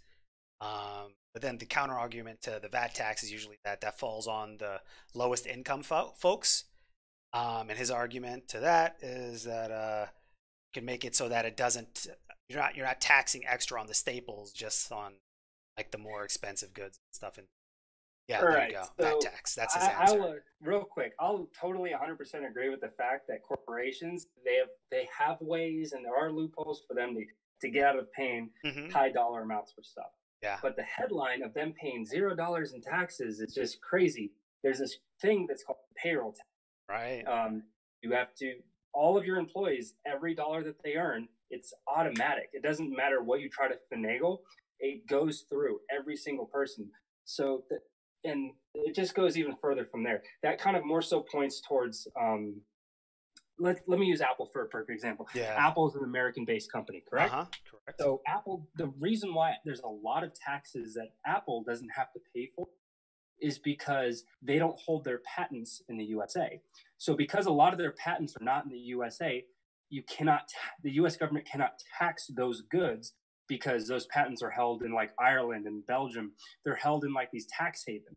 Right. So only that country can tax that particular good because that's just how those tariffs work. So it's kind of like a weird misconception. I mean, yeah, we all know it's true that they do get away with not paying for a lot of stuff. But all right, so let's look at it like this. If you took Jeff Bezos, Mark Zuckerberg, Elon Musk, Bill Gates, like all the richest people that reside in the United States, right? Let's say the top 10 individuals, the top 10 billionaires in the USA that live here and pay taxes here. If you took every single penny that those individuals had and put it towards the U.S. government, it would be gone within like a month or two. Their total combined wealth is nowhere near our. I think that the point that you're trying to make would be a better argument against somebody like what's his name? Old guy, Democratic Socialist. Oh, Bernie Sanders. Yeah, so that argument would be something better against a Bernie Sanders, but in terms of because that's generally how he wants to raise taxes. It's on the individuals, not necessarily companies. But I think that for guy trying to get the freedom dividend, it's more so about the companies, or I guess how they're avoiding paying taxes in your tax haven situation by adding the VAT taxes. Yeah, can you explain that, because I've never really fully gotten an understanding on it. All right, so that's weird. So in a lot of countries over in Europe, all the like when you go out and buy food, or if you go out and buy a good, you don't. It's like when you come in America and you buy an Xbox, it's $300, and then you go to the register and it's like $325. Right. Oh, where'd that come from? Overseas, it's baked into the price, but when you go to leave and you purchase something, you get this VAT tax. Because it's specialized. All the taxes of the good and all the tariff, everything that's broken down for the additional money on top of the cost of it, that's all baked into the price when you see it there. The VAT tax, that's a very specialized thing that goes to where it's supposed to go. In the U.S., we have our state sales tax, and then depending on where you buy certain things, you'll have tax.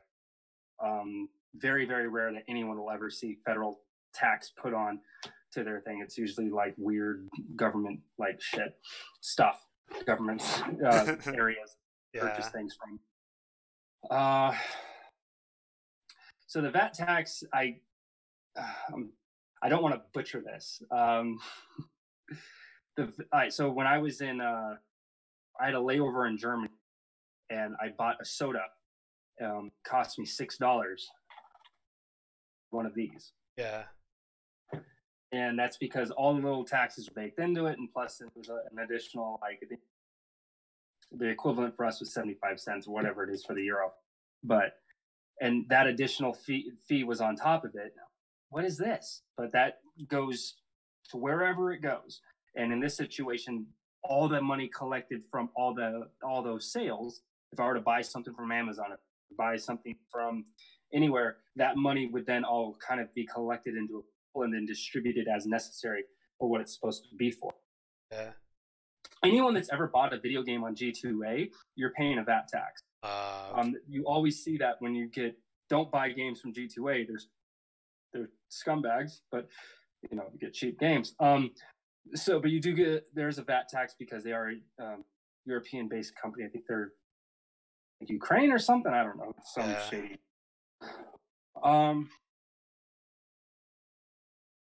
I just can't. All right, so I'm looking at Investopedia right now. It says a value-added tax is a consumption tax placed on a product whenever value is added at each stage of the supply chain, from production to the point of sale.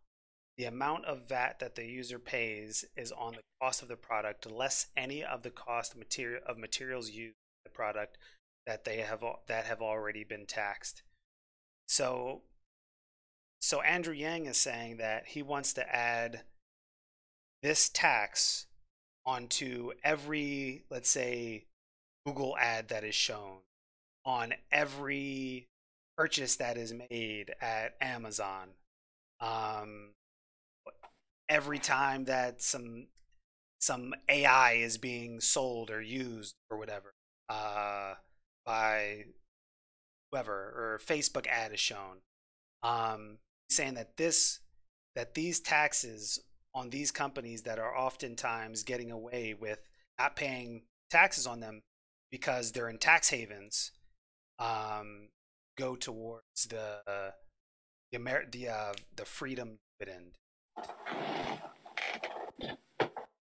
And to be honest with you, I've heard this a bunch of times, and I've never actually taken the time to truly understand it, and so I still don't fully comprehend it. To be honest with you, I don't either. Okay, all right, maybe we'll shelf this one for. Well, the VAT tax part is the hard part to really understand, mainly because we don't. We're Americans. It's not a normal thing. Yeah, we're Americans. Yeah. I had a live stream before with another fellow streamer, part of the Twitch political coalition. Sajid, I do not have any IT certs. One of the things that we discussed was the whole universal basic income. Yeah. And the arguments that we kind of went back on kind of stemmed from this whole living wage thing, which is a myth. This whole living wage thing, it's, how do you define that?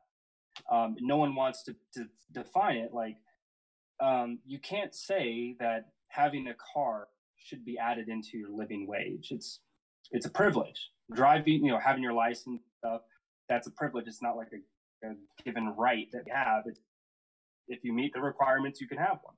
If you maintain the prerequisites, you can keep driving it. But, I think a roof over your head and food, that should be your baseline. But no one is fighting for that definition of a living wage.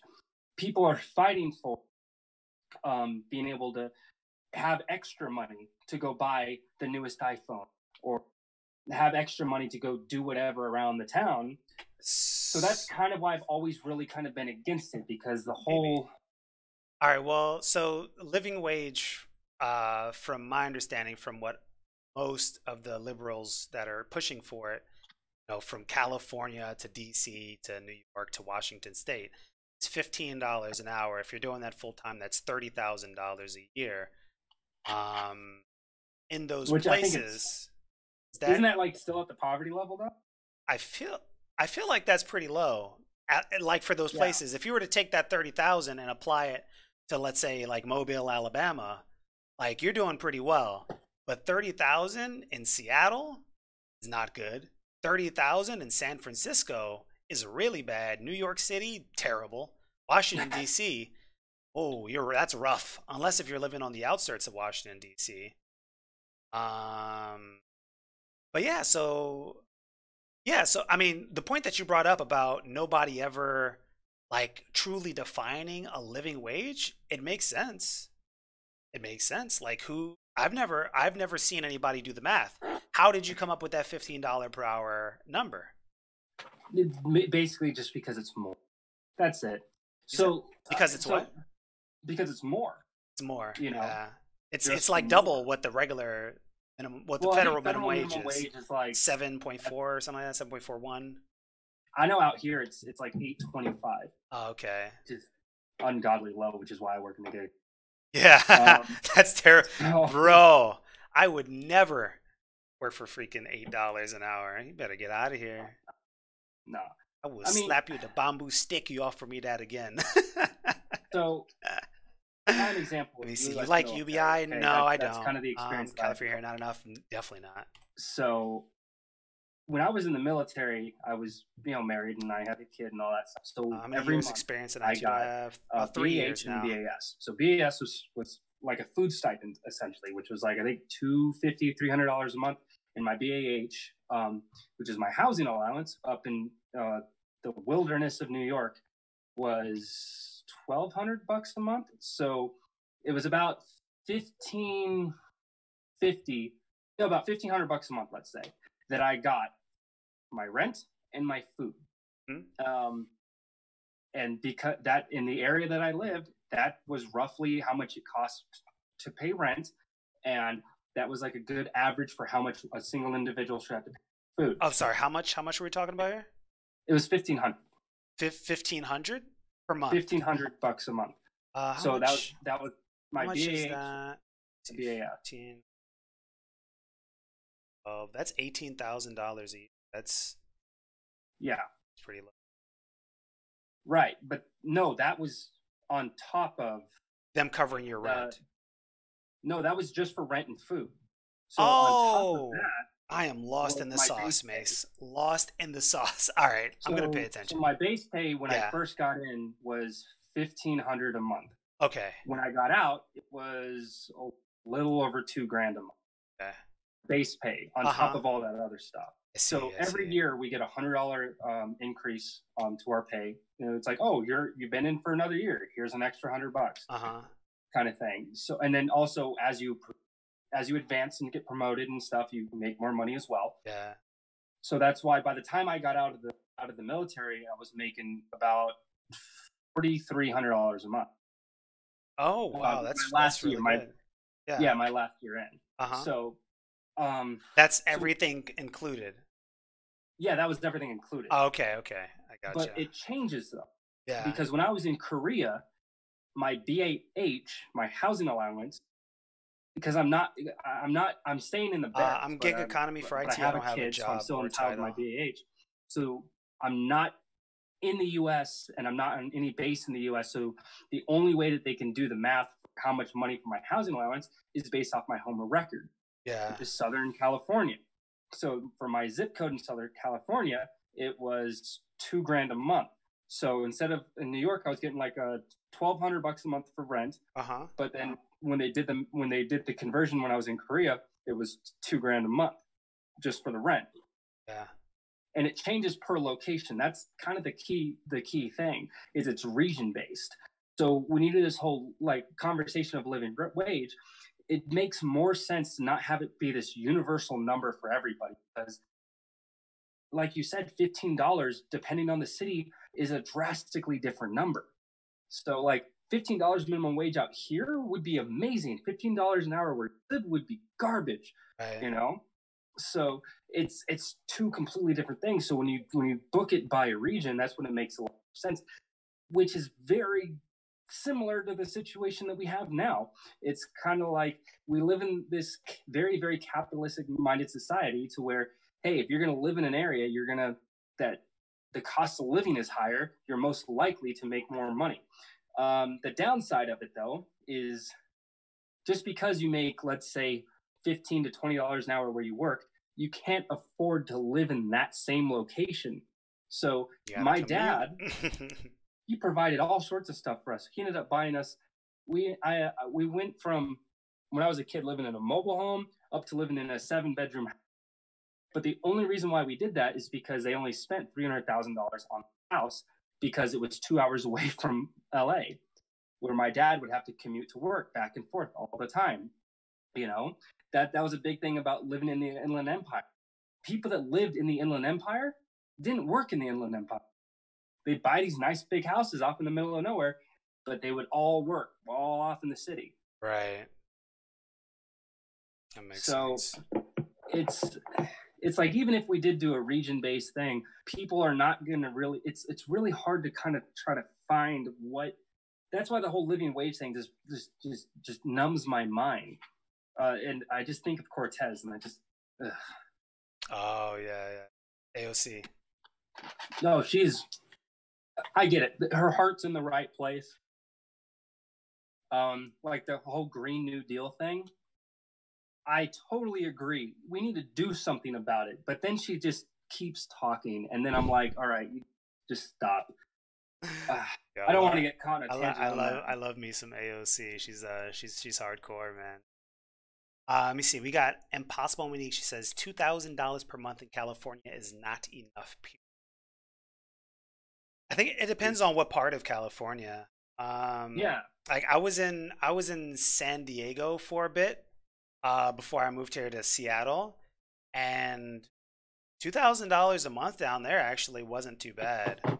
Yeah, $2,000 a month down there, not too shabby. Like, obviously you'd want to make more than that, but there were some areas there where you could get rent for like $1,000, and then you get a roommate, right? Let's say you're there with your girlfriend or boyfriend, and that breaks it down to $500 a month, and then you have the rest of your expenses, and that's really not that bad, to be honest with you.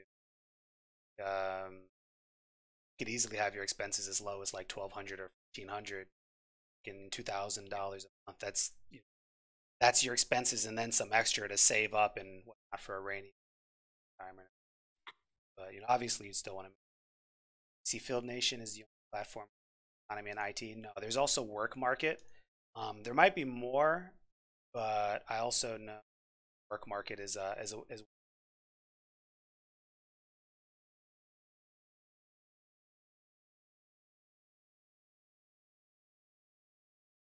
Oh, so we got somebody here who loves AOC. I love me some AOC, bro. I love me some AOC. Some Bernie, yes. Those two. Yeah, they can go. So just so you guys know, I'm like very liberal, and Mace is pretty conservative. But like both of us have some like views that would work on the other side as well. But we enjoy having our conversations, even though we don't see eye to eye on everything. well, yeah, we may not see eye to eye, but we at least appreciate each other speaking. Yeah, that's true. So, absolutely. No, I can't stand like Bernie. He's just a living meme, and AOC. Like, here's the thing. She wants to come forward and say, "Oh, I gotta stand up for this. Hold on." So AOC is like, "Oh, Green New Deal. We need to save the planet." Yeah. Yay. And then the very next day, she's seen getting into like a 17-mile-per-hour gas. Uh-huh. My thing is, if you want to come out and say that the rest of the world has to adhere to this new outlandish, crazy plan that you have that you think is going to save and solve everything when you yourself don't even have all the facts, Mm-hmm. and then you don't even want to be an example for what you think is the best cause going forward, Yeah. I have no faith in you whatsoever. I would have far more respect for that woman if she were to say that crazy Green New Deal thing and Yeah. then live her life according to it. AOC doesn't even live in the district in which she was representing. You know, if you ever go on her Instagram, all she does is she's like she's the worst. She's a millennial, and she's has a seat of power, and it drives me nuts because you go on her Instagram and all she does is like what all these like YouTubers and trendy people on. You know, she just flaunts off this big apartment that she has Oh, in does this she? nice area of town, and it's like, You mean the one that she got in DC? Once she no, became. there's one that she has in New York. Oh, in New York. Okay. Yeah, I've never been to her Instagram. I'm on it right now. See, I don't yeah, I've seen see some of her live streams and her. I've seen some of her stories, and she's got this great apartment, and it's like that don't look like your district. That's great. That's cool. Um, Here's the thing. So, and I don't want to like act like I'm talking trash about all Democrats. It's mainly AOC the problem, and Nancy Pelosi and Bernie Sanders and the All right. rest of Bye, them. Impossible No Anyway, Meats. Thank you for stopping by. I appreciate you. And Beto, uh, no, thank you. I'm getting off. I hate talking about that woman. She's just a bad example. That's it. It's like for my generation to finally have a seat in power, and that's the person that we get, drives me nuts. So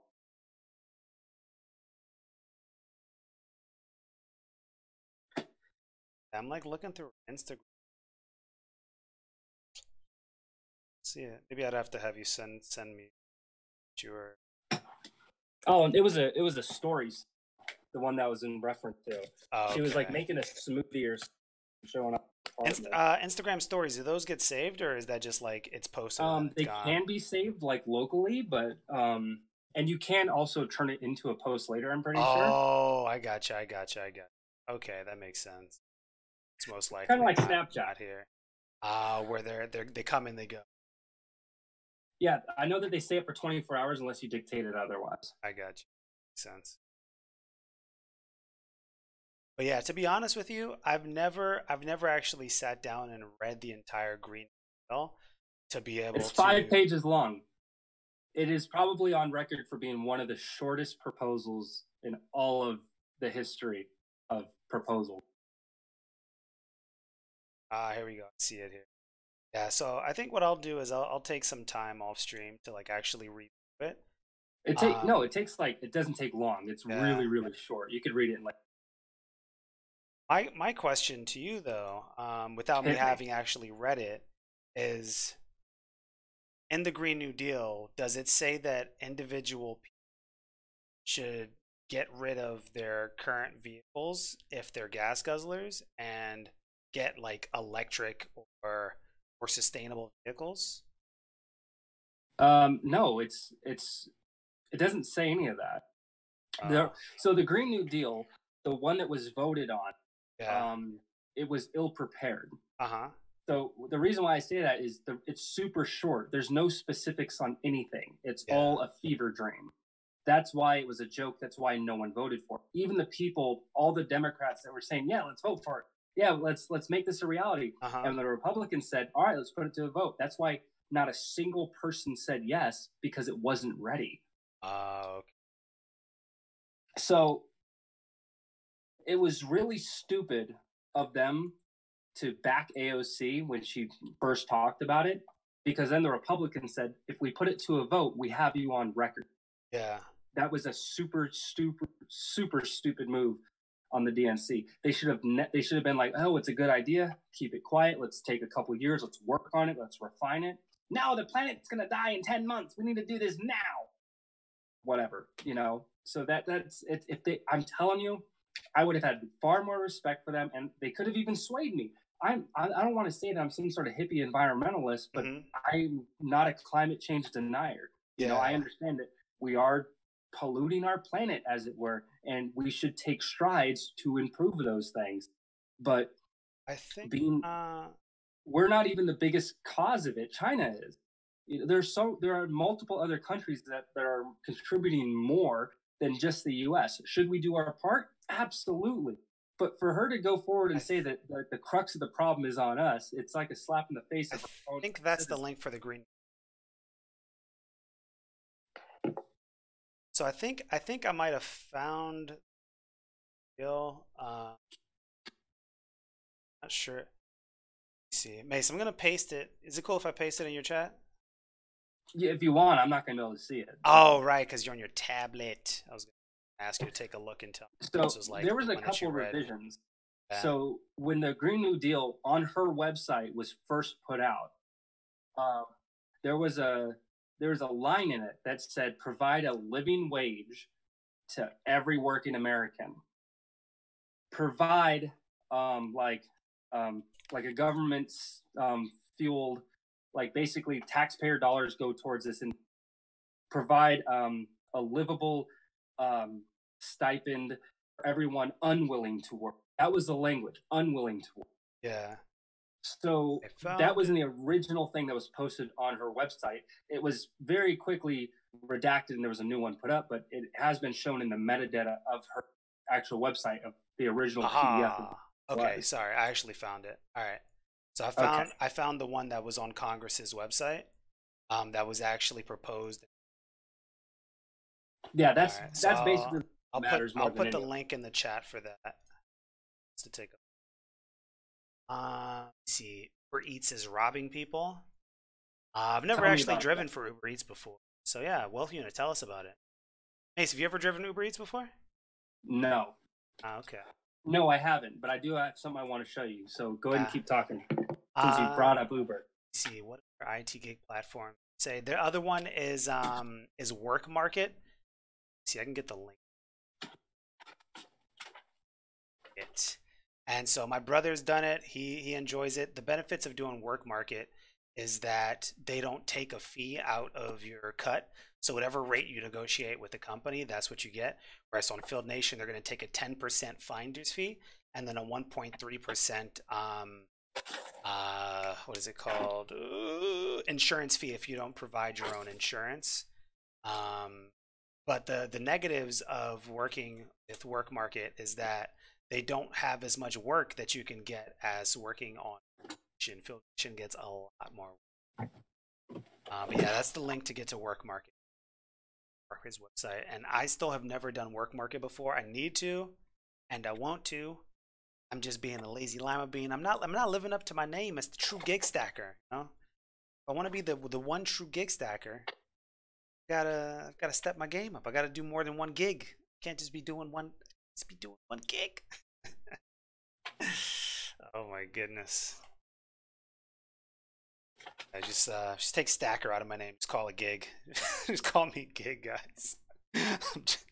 Gig from now on. So lazy. Yeah, dude. Mace, you're not stacking gigs either, dude. You're doing just my name is not gig stack. All right. That's true. That's true. I'm not going to spend forever looking for it. So I actually got a settlement, and I've never driven. Are you serious? So how much did they send you? Was it like $13? It was like what? It was like 10 cents or something like that. Yeah. I got one. I have one from Postmates too. I have them saved because I want to frame them. Gig Slayer. But they're not like the from paper. Postmates. Yeah, so I got one from Postmates and one from Uber, and it's like a normal sheet of paper, but then there's also a check at the bottom. So it's not like a traditional size. So it's hard finding a frame that will actually fit them. But it's interesting. Yeah, I'm saving them because one of these days I want to get them framed so I can hang them up. That's cool. That'd be cool. All right, so I got a question from Sajid. He's asking if I'm learning on the fly regarding the IT gigs. Pretty much what happened for me is that I had a brother who was doing Field Nation. He wanted to teach me and like help him with jobs. So for I think it was like maybe like 6 months to a year, he was teaching me and I was helping him on jobs.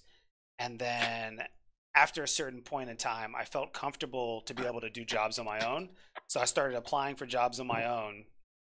And then I was able to save up enough money to where I had, I think it was like a year's worth of expenses saved up. And I was like, okay, well, I'm making good enough money from this. It's way more money. It was like double, at least double what I was making at my day job. I was a kitchen planner at IKEA. I was making like $22 an hour. I was making minimum $40 an hour on Field Nation jobs, upwards of like $60 to $70 an hour. I'm like, I think I should make the switch. So I went ahead and quit, and I've pretty much been doing this full time since then. Yeah. Yeah. Yeah. So Yeah. Go you ahead. told your. Was there any more questions? No, no, that was it. All right. So you told your story and what introduced you. So here's what introduced me. Get the violin ready. It's a sad story. So my ex-wife took out a child support claim against me, even though I was already paying her. So it racked up a crazy amount of debt, and they started garnishing my wages. I'm just giving you the clip notes. So it got to the point where I was working HVAC. I was working 60, 70, 80-hour weeks. We're talking, $14 an hour, then jumping up to $21 an hour for your time. I was making really, really good money, but a lot of that was getting taken away. $500 from every single paycheck because we got paid weekly. So, and because it was a higher dollar amount, the way that the Riverside County in California did it, anything above 40 hours, they took 100% of. What? So it would take the base 500, and then they would take all of the overtime. Oh my God. So I was working my ass off, and I wasn't making any money. So I was like, I can't keep doing this. So I started out doing DoorDash and Postmates because I had, when I was in college, I did a little bit of Postmates. So that's kind of what I knew was the delivery. But then over time, I found the handyman gigs, which was more in line with what I already did. And then that's kind of how I got into it. It's like, I can't have, this was a way for me not to get all this money garnished out of me. And just to make it a happier note, that entire $43,000 has now been erased off my credit. It's all gone. Can we get a round of applause in the chat for Mace for that one? Yes. For not murdering that woman. I told her, you can go in and erase this, or I can take you in for fraud, because I have years and years of documentation of me paying you on time plus money. So. Yo, Mace, I'll tell you what, man. Like that story and so many other stories are why I'm so scared of being married and having kids. And I am so serious. I feel like the system. You got an awesome chick, though, so you should be fine. What was that? You have an awesome chick, so you should be fine. I mean, like, you never know what's gonna happen in the future, though. Who cares? We all want to see little Chiefs running around. Little gig stackers. Chief Bubba Gigs. Chief Bubba Gigs. Oh you can take them on jobs with you and stuff. Oh my God. He said child support is fraud in itself. Oh my God. Oh, Lord of mercy. Lord of mercy. Wow. That's scary, dude. That is scary. Yeah, it's like not every girl. I've been with my beloved lady. Little Black Panthers. Oh my God! Sorry, what were you saying, Mace? I've been with my lady for 5 years. It's the longest relationship I've had. Nice. And we've been doing great. Yeah. So it's been getting better and better and better. Awesome. As time goes on. Yeah, that's how it needs to be. Getting worse as time goes on. You need them to change. That's good, dude. I'm really glad that you got that situation sorted out. Well, let's see. How much did it cost me? It cost me $150 gas. Yeah. It cost me $200 for the hotel for 4 days I was out there, and then I guess that was about it. So yeah. But that's all it took. Like, I had to drive out there and handle it, and it's like for years I couldn't have a normal job. I had to do something like gig economy just to like continue to be able to pay child support on top of everything else. I mean, he hasn't even lived with her in over years, so. But crazy. It's like now that chapter is now closed in my life. If I wanted, I could go do a 9-to-5 job. If I wanted, I have that option. And I spoke about this with the missus. The amount of money that I'm making now, if I were to go do a 9-to-5 job, I would be taking a massive pay cut. I would have what? Oh, I said, is that right? Yeah, because I may not work a 40-hour work, but if I work, like this past week, I made, oh wow, I actually made a lot. I don't want to like, this is not like me bragging. I'm just trying to like level with. I made 600 from one job, 300 from another, 250 today, and then there's another job that was like another 200. I've been averaging around $200. Nice. There was a big one where I made 600. That was the biggest tip I ever received. All the hours I worked was 400, but he was so pleased with all the work that I did. That was the one where I was fixing all the mistakes. Oh, he was so pleased with the work that I did that he tipped me $200. So I was like, whoa. But yeah, so I've been actually doing really good. But this week has been good for me. Not every week is good. There are some days where I don't work most of the week. Yeah. But I don't like. I'm cool with that. Let's talk about that. Let's talk about that. Definitely. The feast or famine that you deal with in the gig economy. Like sometimes you can just be busy beyond belief and you're making all sorts of crazy money. And then sometimes the platform is dead. It's like where's the jobs at? He's at home playing video games all week. But for me, the worst month that I've had was January. That's how it goes. December, January, like work just kind of like tapers off, and then it picks back up after that. Because the holidays, I think that's what it is. You got Christmas, New Year's, and then right before that, Thanksgiving, and people aren't necessarily getting work done. Companies aren't getting work done. People are traveling. Terms of actually going and doing residential work like you. Yeah, work kind of dries up at that point in time. And so I guess this can kind of segue into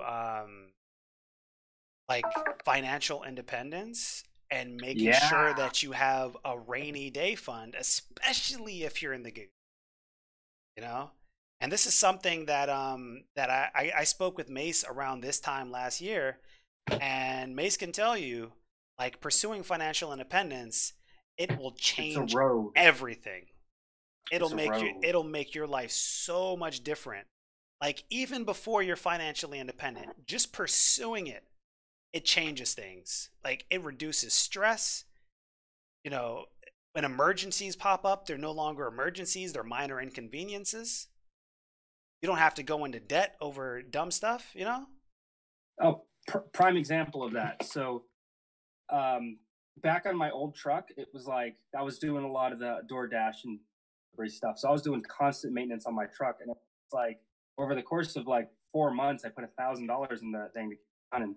And it was rough because money was tight. So it's like, all right, well, I guess we're going to be late on another thing because I have to fix this on the truck. That's how we make our money. I have to do it. And then now it's that. Let me check. I don't know what that's for. Anyway, but now it's like recently I had a tire go flat, and they're big, beefy, all-weather tires on it, so they're not cheap. But it's like the first time in my life, it's like, oh shit, I got to take care of this on the truck. Didn't even sweat about it. I've never had to fix anything that costs that much on a vehicle without stressing out. It really changes your life, like having that cushion. Exactly. It's like I remember, like my card's been multiple times. I had an old bank, Nevada State Bank. Don't go to it; they suck. Anyway, credit card got skimmed. A huge crazy story there. My account was dry. I was in the negative because of it. It was bad, and I was worried. This last time that my card got skimmed, I was like, "Oh, that sucks. The money's going to come back, so I don't mind waiting on it." Yeah. The only inconvenience was not having my debit, but it's like I've never had that in my, never had it. It's always been like a struggle, and Mhm. it's like it was a long road to get to the point to where we had more money at the end of the month than month at the end of the money. Exactly. You say that one more time for us, Mace? You want to have more money at the end of the month than month at the end of the money. Oh man, that feels good. I just like hearing it, you know?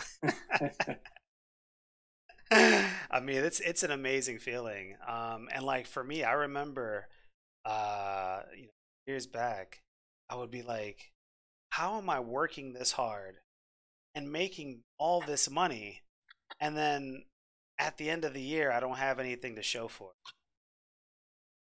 It's like how? How is that even possible?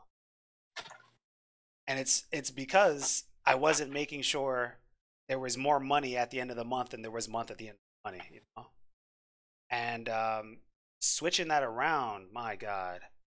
You know, like Mace was saying, being able to handle crises and not be stressed out, having money saved up, being able to afford to make the trip all the way out to California to settle this issue because you've got the money so that you don't have to go to work that day. You've got the money to put gas in the car. You've got the money to get that hotel. You've got the money to fight these ridiculous, obscene charges that are charged against you. You know, like if you weren't making those changes, you know, the year leading up to it, what would your life have been like? You'd still be dealing with the problem, probably. That's my guess. You know, when me and Gig Stacker first met each other a year ago, I was in a totally different state of mind. I was in a totally different part of my life, and telling you, it's been night and day since then. You know, it's and for both of us, it's like I think the biggest thing about the gig economy that I love so much, with when it in line with the whole financial independence thing, the whole premise of financial independence is so that you can actually live your life as Exactly. opposed to just surviving it, I guess. Hmm. Like for example, Treading water, just like this. You're just trying to survive. I've done trips up to see my family up in Washington, and thanks to the gig economy and being frugal as I can afford to leave here, go up there and hang out. I do a couple jobs. I change my location for TaskRabbit. I do a couple jobs while I'm up there, pays for the trip, and then I got to see this fine gentleman. We missed last time, Ah, yeah. communication errors, but my mom lives off in the sticks, so I wouldn't blame them to go all that far out. It's really Oh, it's nice out nuts there, though. though. So I drove for an IKEA job. I think I told you this story, but man, the traffic out there is nuts. I Oh, drove it's from no my mom's joke. house all the way to Everett. Oh, that's like 2 hours each way. Oh man, yeah. Oh, dude, Oh that no. yeah, for a job that I couldn't even finish Oh doing my God, that's terrible. because it was a job that it required two people. Like Oh they put it up on the man. dock as, oh, one person can do this. I get there for all the work that it entailed. I'm like, Uh, need two people. Like I want to say that I can do a lot of stuff. I can't do this by. he should have called me. He should be like, "Gig, get out here, brother." I'm like, "I'm on my way. Don't worry." That job was. Ah, that's terrible. I had a job in Everett today. Normally it takes me 30 minutes to get there, but there was an accident, so it took me an hour, and I was just so frustrated. Dude, it's like a all right. So I lived a little bit out there. I try to stay away from like the greater Seattle area. I try to stay Yeah. like further south, like Federal Way, Auburn, Uh-huh. Uintah, Diamond. Yeah, I try to stay off in the sticks. The roads are a little bit more manageable. But like when you get in the greater area, closer to the water, like just the highways, just they kind of spider web and they just get all congested and stuff. It's nuts. Yeah. I think it's not as bad as Port, like just driving through Port pain, but I think it's probably because of how all the roads are. Yeah, I've never actually driven in Portland. I was there for like 2 weeks, but I rented a bike. So I was just biking all over the place, and it was the best time of my life. Yeah, Beautiful city. yeah, I can imagine driving in Portland sucks. I got to see it as I was just in my bike lane, just cruising by. I heard that for the gig economy stuff, food delivery is Yeah. horrible in Portland because the river goes Oh, is right that through right? it, and you're only Oh, paid for yeah, straight line yeah, distance. yeah. That's right. So if you pick up something at one place, but 300 feet across the river is your drop off location, but you have to drive 5 miles out of the way to get there, Uh-huh. only getting paid for the straight line, Oh, I see. which is it's so ridiculous. I mean, That makes sense. the way that they should calculate that stuff on the food delivery apps is based upon the fastest route. Right, not straight line. Who drives a straight line? Who? Yeah, Nobody. That's who. Let me just make my truck submergible. or across the water. or get a propeller on there. Just just fly straight over. Straight line. That's the dumbest stuff. All right, hold on. We got some questions. How many gig platforms are you working for right now? I'm doing one. Field Nation. Mace is doing one. TaskRabbit. I would not recommend it though. I want to get on TaskRabbit. I'm signed up. I just haven't ever done any work. Dude, all right. So in the Seattle area, yeah, it's all algorithmic. So so when I go up there, my baseline's $50 an hour for my experience. That's nuts. On the platform. Yeah. You can really still dress up your profile and hike your numbers up. And do they take a cut out of that $50 an hour? Well, yeah. So I think it's like 10 to 15%, something like that. That's not bad. That's pretty much the same as Field Nation. For example, like I'm at 27 for furniture assembly, right? Yeah. Client pays $31.20 something cents. So they don't take the cut from our hourly. They just add it on percentage to the client. So you still get whatever rate you were asking for. Yeah. So whatever rate I choose for myself, that's what I. Yeah. Let me see. We got another question. Let's see. I applied for Amazon Flex in November, and like the following day, it was full. That sounds familiar. Amazon is they're constantly getting people in, and it fills up really quick. How is Seattle life? Seattle sucks. It's rainy. It's gloomy. It's always cloudy. It's a terrible city to live in. I'm actually in Redmond though, and so Redmond is beautiful. Like fancy. Very fancy. I love Redmond.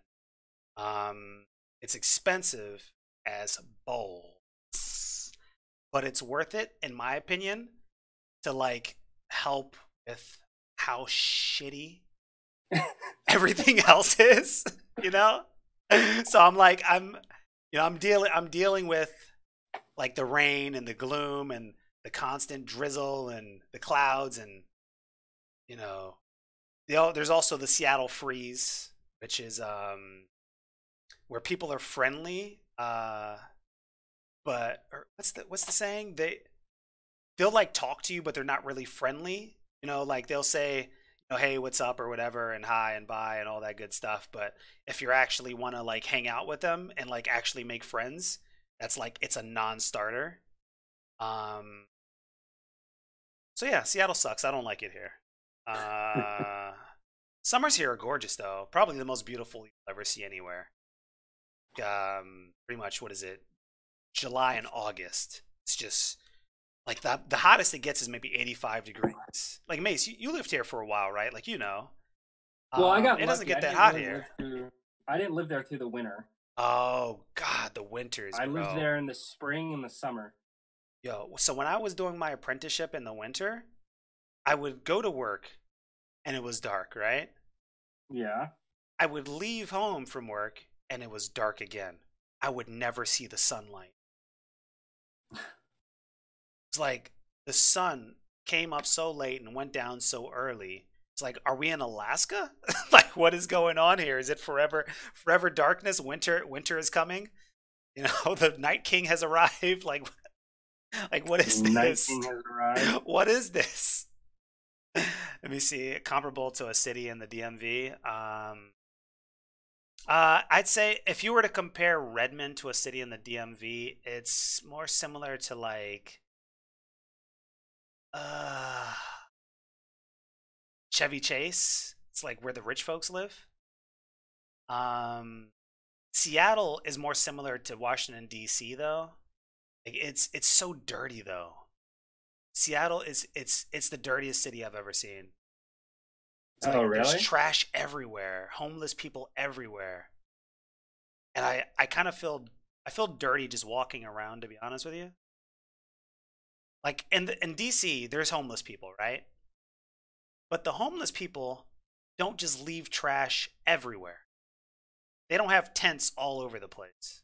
No, like maybe there's a better system for the homeless people, like more shelters or something in DC. But there's just like encampments of tents in Seattle, and it kind of freaks me out. Anyways, that's the end of my rant about Seattle. Yeah, that's all I've got to say about dirtiest city. Yeah. From my understanding, Los Angeles is worse. L.A. Or is it San Francisco? Can't remember. I It think dep- it's L.A. I mean, I have a bias, so obviously I'm going to say LA, but I Yeah. haven't spent a whole lot of time in San Francisco. Uh huh. I would say zero, so I wouldn't know. But from what I've seen in LA, it's pretty bad. Yeah. Like in Washington D.C., they do a really good job of cleaning stuff up, but it seems like they don't even care in Seattle. I mean, I'm not kidding you, dude. Like I went to go get some banh mi, some Vietnamese, sandwiches, and this wasn't too far from the heart of the city, downtown Seattle. And this looked, if I were to compare it to something, it would be worse than Southeast DC. Southeast DC is pretty hood, okay? Like I as a black man, probably one of the only black people walking around in this area, I was scared. Okay, that's how rough it was here. I mean, it's just trash everywhere. And like you get on the bus and it just smells like piss. Like you know how like you go into some apartment complexes and you'll walk down the stairs and like people, there's obviously people using the bathroom at the bottom of the stairwell, right? And you smell Yeah. it. That's what the entire bus smells like. Pretty much every bus in Seattle except for the bus to get back to Redmond. I'm like, "Oh, there's regular people on the bus now and it doesn't smell like." That's cool. And I feel terrible saying this, but this has been my experience with Seattle. You're just being honest. Yeah. Oh my Nothing God. wrong with Oh my God. Let me see. Example of a day to day in the IT gig economy out of leads. Um, yeah, so pretty much, let me see. I can show you, I guess I can show you real quick what my day to day looks like. Uh, so pretty much this is what I do on the daily, right? I'm going to either the Field Nation app or the website, and I'm going to my notifications, and I'm kind of just like sitting there and checking every once in a while to see if there's a new notification. Let's say one pops up and it's from a company that I like working with. It's for a job that I'm interested in, and click on it, and it's going to give me some information. Okay, so this one's already been picked up. So these are 6 hours ago, so they're all probably gone by now. But let's see if there's left here. Okay, so this one's left. So this one pays $40 an hour for 2 hours. It's in Bellevue. That's not too far from me. That's like a 15-minute drive. Company HTG. I've worked with them before. I like working with them. So I won't work for $40 an hour. So what I'll do is I'll put in a counter offer for this if it's something that I can that works for me.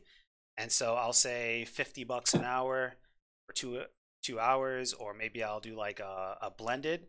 I'll say a fixed amount of $100 for the first 2 hours, so that I'm for sure getting paid $100 when I get there, regardless if it takes me 5 minutes or Give me two one hours. second. Okay. And then let's say maybe 45 an hour for up to 3 hours or something like that, and I'll submit that for them. And if I'm already on a job site, while I'm doing the job, I'll just check my phone every once in a while to see if there's any new postings on the Field Nation app. So I'll just show you real quick what that looks like. I mean, it's pretty much the exact same thing. And with my green screen, you might not actually be able to see it too well, but I'll show you.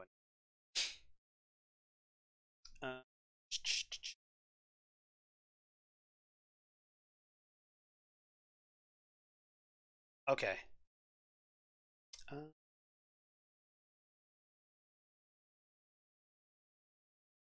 oh, shelter. Cool. All right. So Mace just posted a to to the book that he's writing, and so you guys can take a look. Interested? It's very very interesting. All right.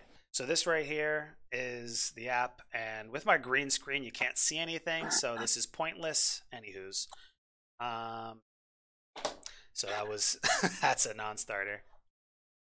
But yeah, you get the idea. Mace, was there anything else you wanted to talk about? Actually, I wanted to say goodbye. All I got to right. get to Target before they close. I just looked at the time.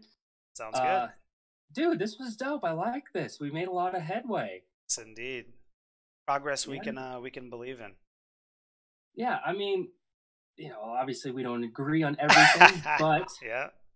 we at least, I think the common ground that we found was that the work that we do is amazing. We love it for what it Absolutely. is. Um, there's going to be some hurdles for, the bureaucracy of it moving forward in the future. Mm-hmm. But I think for the most part, I think that the gig economy is positive. The gig economy is strong. If I had to give a takeaway, some advice to anyone that's listening that is in the gig economy or thinking of getting into it, don't put all your eggs in one basket. Now, I work on TaskRabbit primarily, but that doesn't mean that I don't have other accounts active, even though I'm not actively working. Correct. You always gotta have like something to fall back on. Yeah. So maybe I'll get that one bad review and I'll bring it on. Yeah. That Hope makes sense. not. Yeah, that makes sense. That's funny, dude. That's funny. No, just $5 for delivery when my truck is like 13 miles to the gallon. No, thank you. Oh man, yeah. All right. Well, thank you very much, Mace, for joining us here and for actually you put this together. So thank you. I appreciate that. Well, actually, you did. You proposed it to me when we talked the other day. That's true. That's true. You proposed it for today at this time. Well, yeah, because I'm a spur of the moment type guy. Nice. All right. So we both put it together. So credit for it. So thank you. Teamwork. Teamwork makes the dream. Let's go. All right. Yeah. Oh, So thanks for coming through, brother, and I appreciate I am your oh so glorious and beloved Mace Valor. Signing off. it. All right. All right. So brother Mace is the gone one. Um, So I think I'll be calling it here as well in a little bit. Let's see what am I chatting? We'll do that one. All right, cool. All right, nice and shiny. Um, so I think I'm gonna stick around for a little bit longer, and then I'm gonna call it quits as well. You see, have you worked on software stuff, or is it more hardware and cables related? Pretty much everything that I've done on Field Nation is hardware. Um, although, like outside of Field Nation, yeah, so outside of Field Nation, I have done work with software.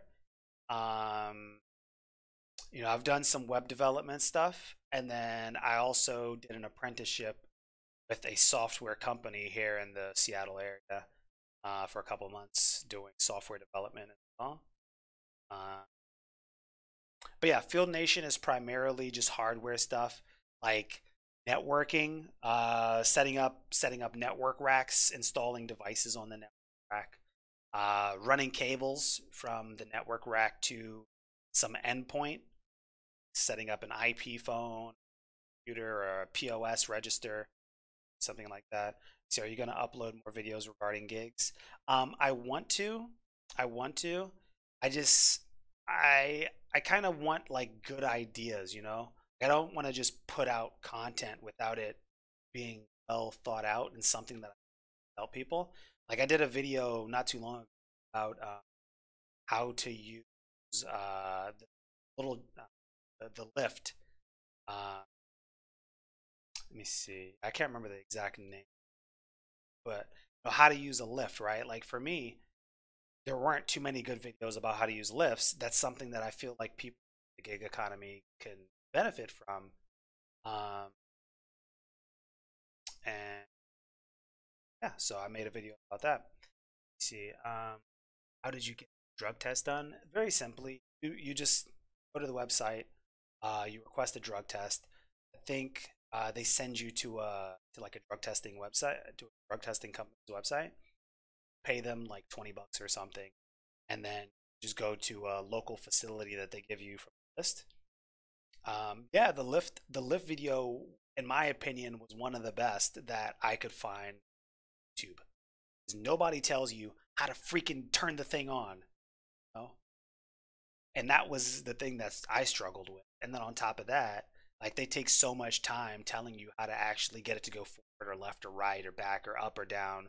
And like my video, it was like very quick. This is how you get it done. This is how you do it. Boom, boom, done. How to use it. Uh,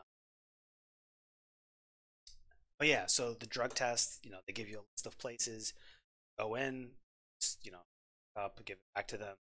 I think that same day they tell you whether you passed or not, and then test is done. Background check, unless if you have like some crazy background, it usually takes like a day. But within like days to a week, you should definitely be able to have both drug test and background check done. You're just gonna have to spend some money. See, does it require experience, or you just keep them on the fly? Um, you definitely want to have some experience before. See all of your videos to the. That's why I love your videos. Thank you, I appreciate that. Generally, try to like get right to the point without rambling too much. But my personality is to ramble too much information. I guess that's what editing is for, right? You cut out the stuff that makes sense, or the unnecessary stuff. Uh, but yeah, you definitely want to have some experience before you start. That's for sure. Like getting your A plus, that'll give you a good sense of like a broad knowledge. Network plus, that'll give you a broad sense, broad knowledge of like the work that you're going to be doing. I'm also going to put out a video that I think will help traumatic dramatically, and that is how to use um, how to crimp cables and how to terminate cables to a punch down. And if you could do those two things, that'll help you so much with doing any cabling. You can get those. But yeah, learning on the job, like learning new things all the time. Uh, and there's things that are like specific to certain companies that you won't learn anywhere unless if you do a job with them as well. Let's see. Do they have even jobs? Yeah, yeah, absolutely. Some let me see here.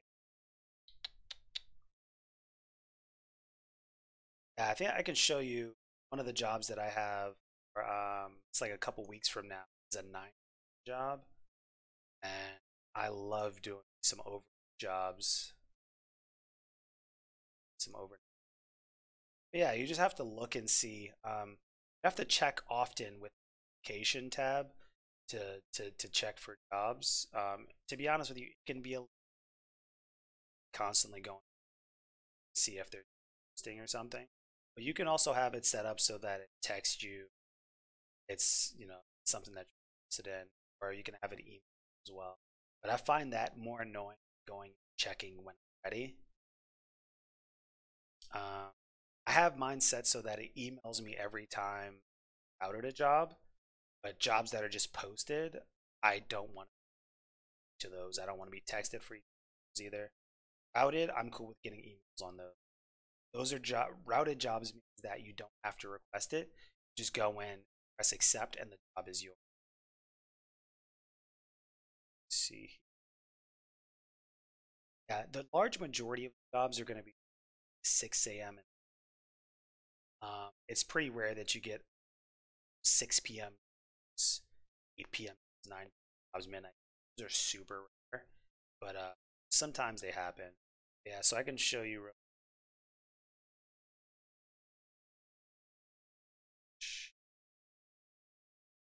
So I'm gonna do. Got too many chiefs here. Hide that chief. All right. So on the right hand side here, let's see. Display. So I'll drag this over. Right. So now you. All right. So you can see this is a. Starts at 9. So now 8 hours max total. So that's, it's not bad. It's not amazing. Like I said, 45 is the lowest I'm willing to accept. If I could have gotten 60 an hour, 75 an hour on this, I would have been much happier. 5 an hour is terrible. There's people that not accept 45. My brother, he would not work anything less than 75. That's him and me. And yeah, that's that. It's indeed. You see, I recently graduated in IT.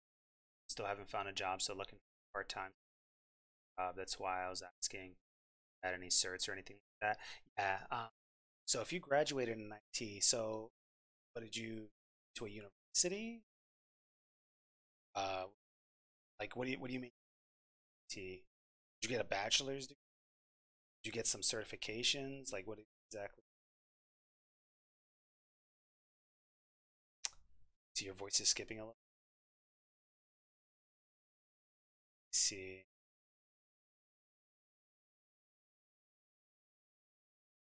It sucks. So I don't have might be one of the settings or something that's active. Sorry about that. I don't think there's anything. Let me see. George Mason University. Okay. So I'm guessing that you didn't certificate.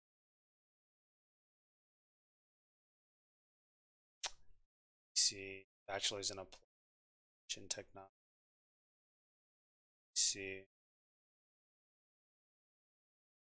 See, I didn't get certs unfortunately. Yeah, so you could totally put university experience on your application that you had on there. And do you have any like field experience of like actually doing any hands-on work, networks? Uh,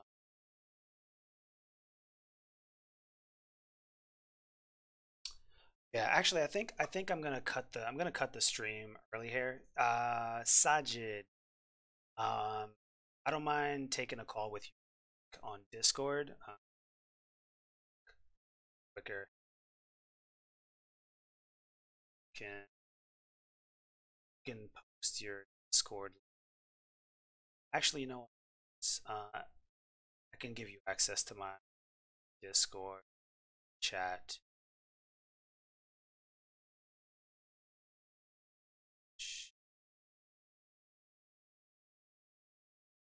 Copy link. All right, cool. All right, so here's a link to my Discord. Jump in Discord. I'll be able to chat with you and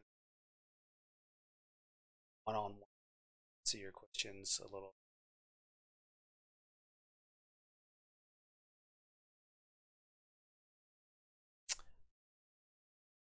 think I think I'm gonna call. Actually, let me make sure that Sajid one get in. Hopefully, at Discord method of communication, folks and stuff and things.